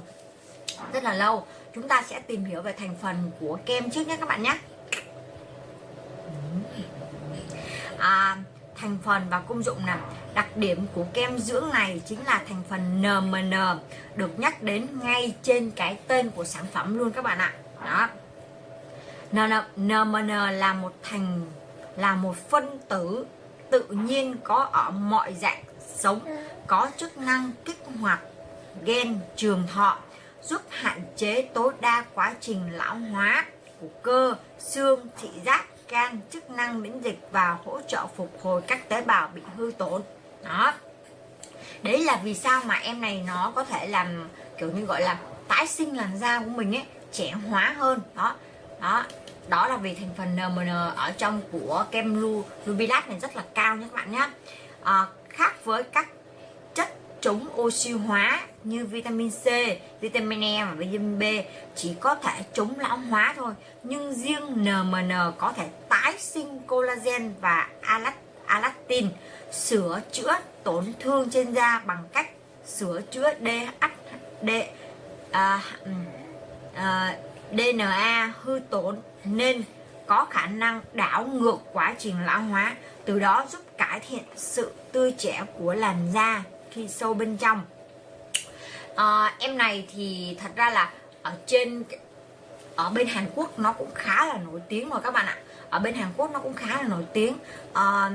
Mà cái này bản thân của mình khi mà mình sử dụng á, thì mình sử dụng được trong vòng 1 tuần thì mình đã thấy là nó cải thiện về cái làn da của mình. Ví dụ như là lúc trước mà mình hay thức đêm lắm, tại vì mình có con bé như mình vẫn còn nhỏ mà hay ăn đêm á, thế là một đêm mình phải dậy đến 2 đến 3 lần. Thì các bạn hiểu, một đêm mà dậy đến 2-3 lần, ngủ được có 2 tiếng đến 1 tiếng là bắt đầu phải thức rồi ấy, thì mình ngủ rất là chập chờn. Thứ nhất là cái phần bọng mắt của mình này nó sẽ bị thâm, thứ hai nữa là bắt đầu da mặt mình nó khô và nó xuất hiện cái vấn đề là nhìn ra có cảm giác nhưng không có sức sống là mấy. Dù là trước khi đi ngủ mình cũng bôi kem dưỡng nhá. Đấy, thì khi mà mình chuyển sang dùng em này, một tuần thôi các bạn ạ, thì mình đã cảm giác như cái da của mình nó có sự đàn hồi và nó có sức sống hơn, kiểu sáng dậy rửa mặt á, thì cảm thấy da nó kiểu nó vẫn còn có kiểu như là như được cả đêm của mình đã được massage, như cả đêm của mình da mình được massage, nên là thành ra là mình thấy da mình rất là tươi mới. Thật sự mình rất là cảm giác là nó có một cái sự nó hồi sinh cho cái làn da của mình. Đó. Cái thứ hai nữa là thành phần này mình thấy rất là lành tính, có thể là sử dụng cho cả bà mẹ đang cho con bú. Mà nếu như cái này mà mình biết trước khi mà mình mang bầu á, thì mình nghĩ là mình sẽ sử dụng khi mang bầu, tại vì nó cũng khá lành tính. Đó là cá nhân của mình thôi nhá, cá nhân của mình. Nhưng mà cái kem này mình sử dụng thì nó khác hoàn toàn với tất cả các kem dưỡng khác. Kem Lubilac này sẽ sử dụng vào bước cuối cùng, thì khi mà trong cái kem này nó có mình This is a Howard TV original production.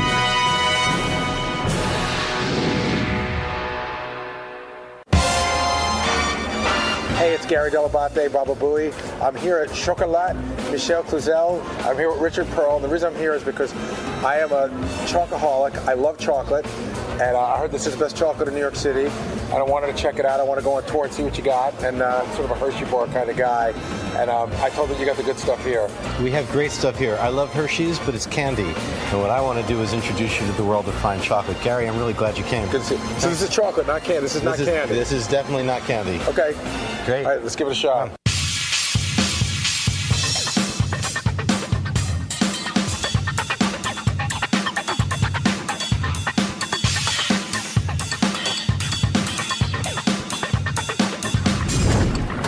Gary, so I'd love you to try some of our bonbons, and then we'll move into the pure chocolates. If I saw a box of candy, I can't just take one and put the box away. I end up eating like the whole box, and then I get like high on sugar. You saying that won't happen with this? It shouldn't happen with this. One, you want to eat that much. Think about it. The cocoa content here is 7 to 10 times greater than what you'll get in some of those candy boxes. And therefore, what you're looking for is the cocoa. You're going to get what you want and what you need a lot faster and with a whole lot less sugar. So it's a cocoa high rather than a sugar rush. So like a Hershey bar is what, like 10%? About that. And then you have some stuff here that's 99%. We do have some 99% chocolate here, you bet. So I'd be getting 10 times. So when I'm getting 10 times more of the cocoa, like I know what the sugar high 10 times less of the sugar too. Oh, is that right? Well, of course. If this is 99% cocoa, cocoa in here, there's only 1% left for sugar and vanilla, and that's it. So I see. What I'd love you to do is try this one here. It's one of my favorites. It's a dark roasted praline called Icar. Now, I never know, should I jam the whole thing in? Because that's what I would do. And this one, take about half. Take a bite, okay. I'm showing restraint here. About 5 seconds, 7 seconds for the full flavor of this one to come about. That's a good one. Now, is there like a, what's the taste I'm getting in there? Like hazelnut? It's hazelnut and almond praline, slowly made and dark roasted so that it pairs beautifully with the dark chocolate. We have other pralines such as you have here and here, but they're a bit sweeter than this one. But I like to start you with the full richness of this one here. Now, can I ask you a question? Anything. So I swallow. What's a praline? I hear that all the time. Praline is where you take almond and hazelnut usually, and you slowly grind them with sugar until they become somewhat of a paste. Okay. This here is the reason why we opened this store with a liquor license, giving new meaning to the term chocolate bar, and put the whole thing in your mouth, pull off the stem, and then bite in, and make sure your mouth is closed because there's enough booze in there that you'll dribble if you nibble. That's it. And mind the pit. And this is a chocolate-covered Morello cherry and kirsch. It's not that sort of sappy, syrupy maraschino cherry that you might have had when you were a kid. Watch the intensity of the kirsch at first and how it pairs beautifully with the chocolate. And then as you get sort of the sweetness of the cherry with the reminiscence of the kirsch, you kind of get a dance between the three. This one has a real liquor flavor to it. What's the liquor that's in there? Kirsch. And kirsch is a cherry liqueur, and the cherry itself is cured in kirsch in the Michel Cluzel factory in Normandy, France for about 9 months. And any chocolate will taste good when you swallow. Right. But I'm not going to let you wait that long. We got a lot of chocolate for you to try here. I got a question. I'm just, because it jumps out at me. I'm like, whenever you're a chocoholic, you always want to get the most that you can get. So I keep looking at this one that says 99%. So what's going on there? Well, again, when you see if a chocolate bar doesn't tell you the cocoa percentage, they got something to hide. Right. These days, you should be told what is the cocoa percentage in any pure chocolate. This is a bonbon that is made with 99% cocoa. And so because there's ganache inside, meaning a little cream melted with the chocolate, it's not fully 99% potency, but it's got all the rich and darkness. So try that one. Now we're talking. This will take a couple more seconds, maybe 8-10 seconds for the full range of flavors to come on.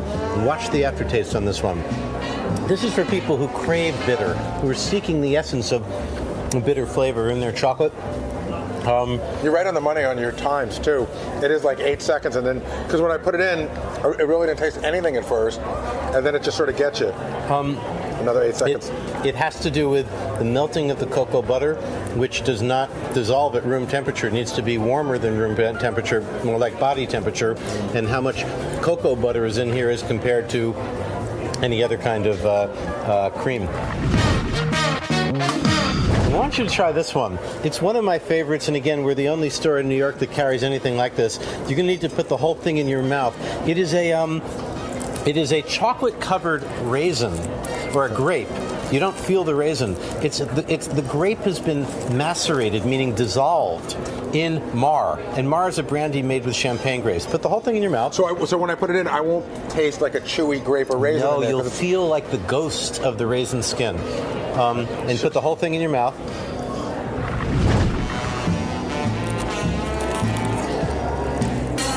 So, if you like spirit, if you like chocolate, there's no selection like that. And that again is a brandy made of champagne grapes and twigs.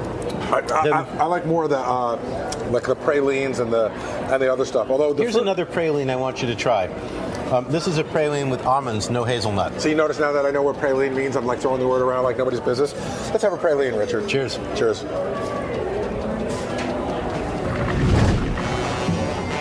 About 7 seconds on this one. Got it. Notice the darkness of the almond flavor, and then watch the aftertaste on that.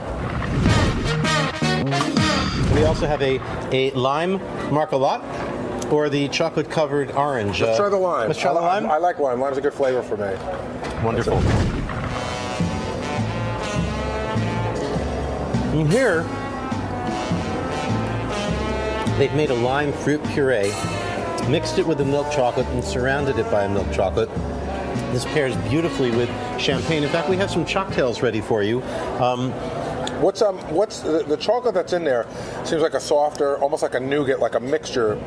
It's not like it's more like it's been whipped. Okay, so it's not hardened. They've been able, because they keep it contained in here, to keep it moist and keep it a little light. More like, you might remember it as a Cadbury flake. Shannon, which is this one? The white chocolate champagne cocktail. The white chocolate champagne cocktail. We've given you a spoon if you want to try the foam on the top. Now, what's the foam made of? It's just our white chocolate chantilly mixed with our champagne. And this is one of our most popular drinks, and people love the foam. Particularly women go for this one. I'm feeling very classy. Foam's pretty sensual, huh?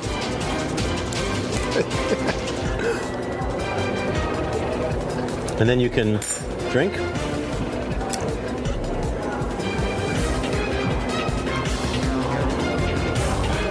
That's good. I never thought I'd put chocolate in my drink. Well, in a moment, we're going to bring you one of our chocolate Russians, which is really our signature chocktail. And, our chocktails. Chocolate Russian. Thank you, Michelle. It's Shannon. Oh, thank you.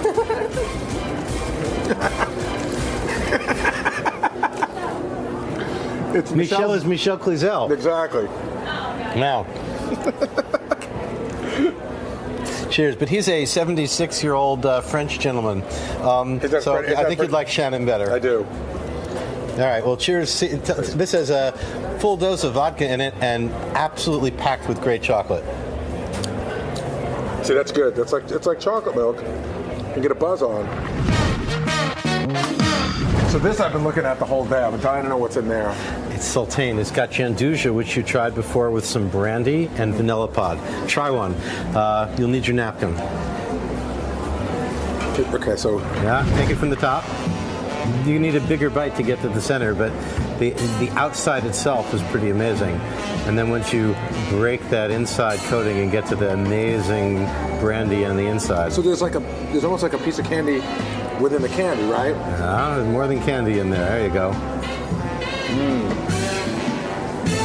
But you're getting the janduja, which is this amazing Italian-inspired chocolate and hazelnut puree put together. You can feel the oiliness in the chocolate, and again, the flavor of that is it's one of our most popular pieces. People love them for parties, and for any of these, which we call bouchées, one piece is generally considered a dessert by itself, though I can manage more than a few when I'm in the mood.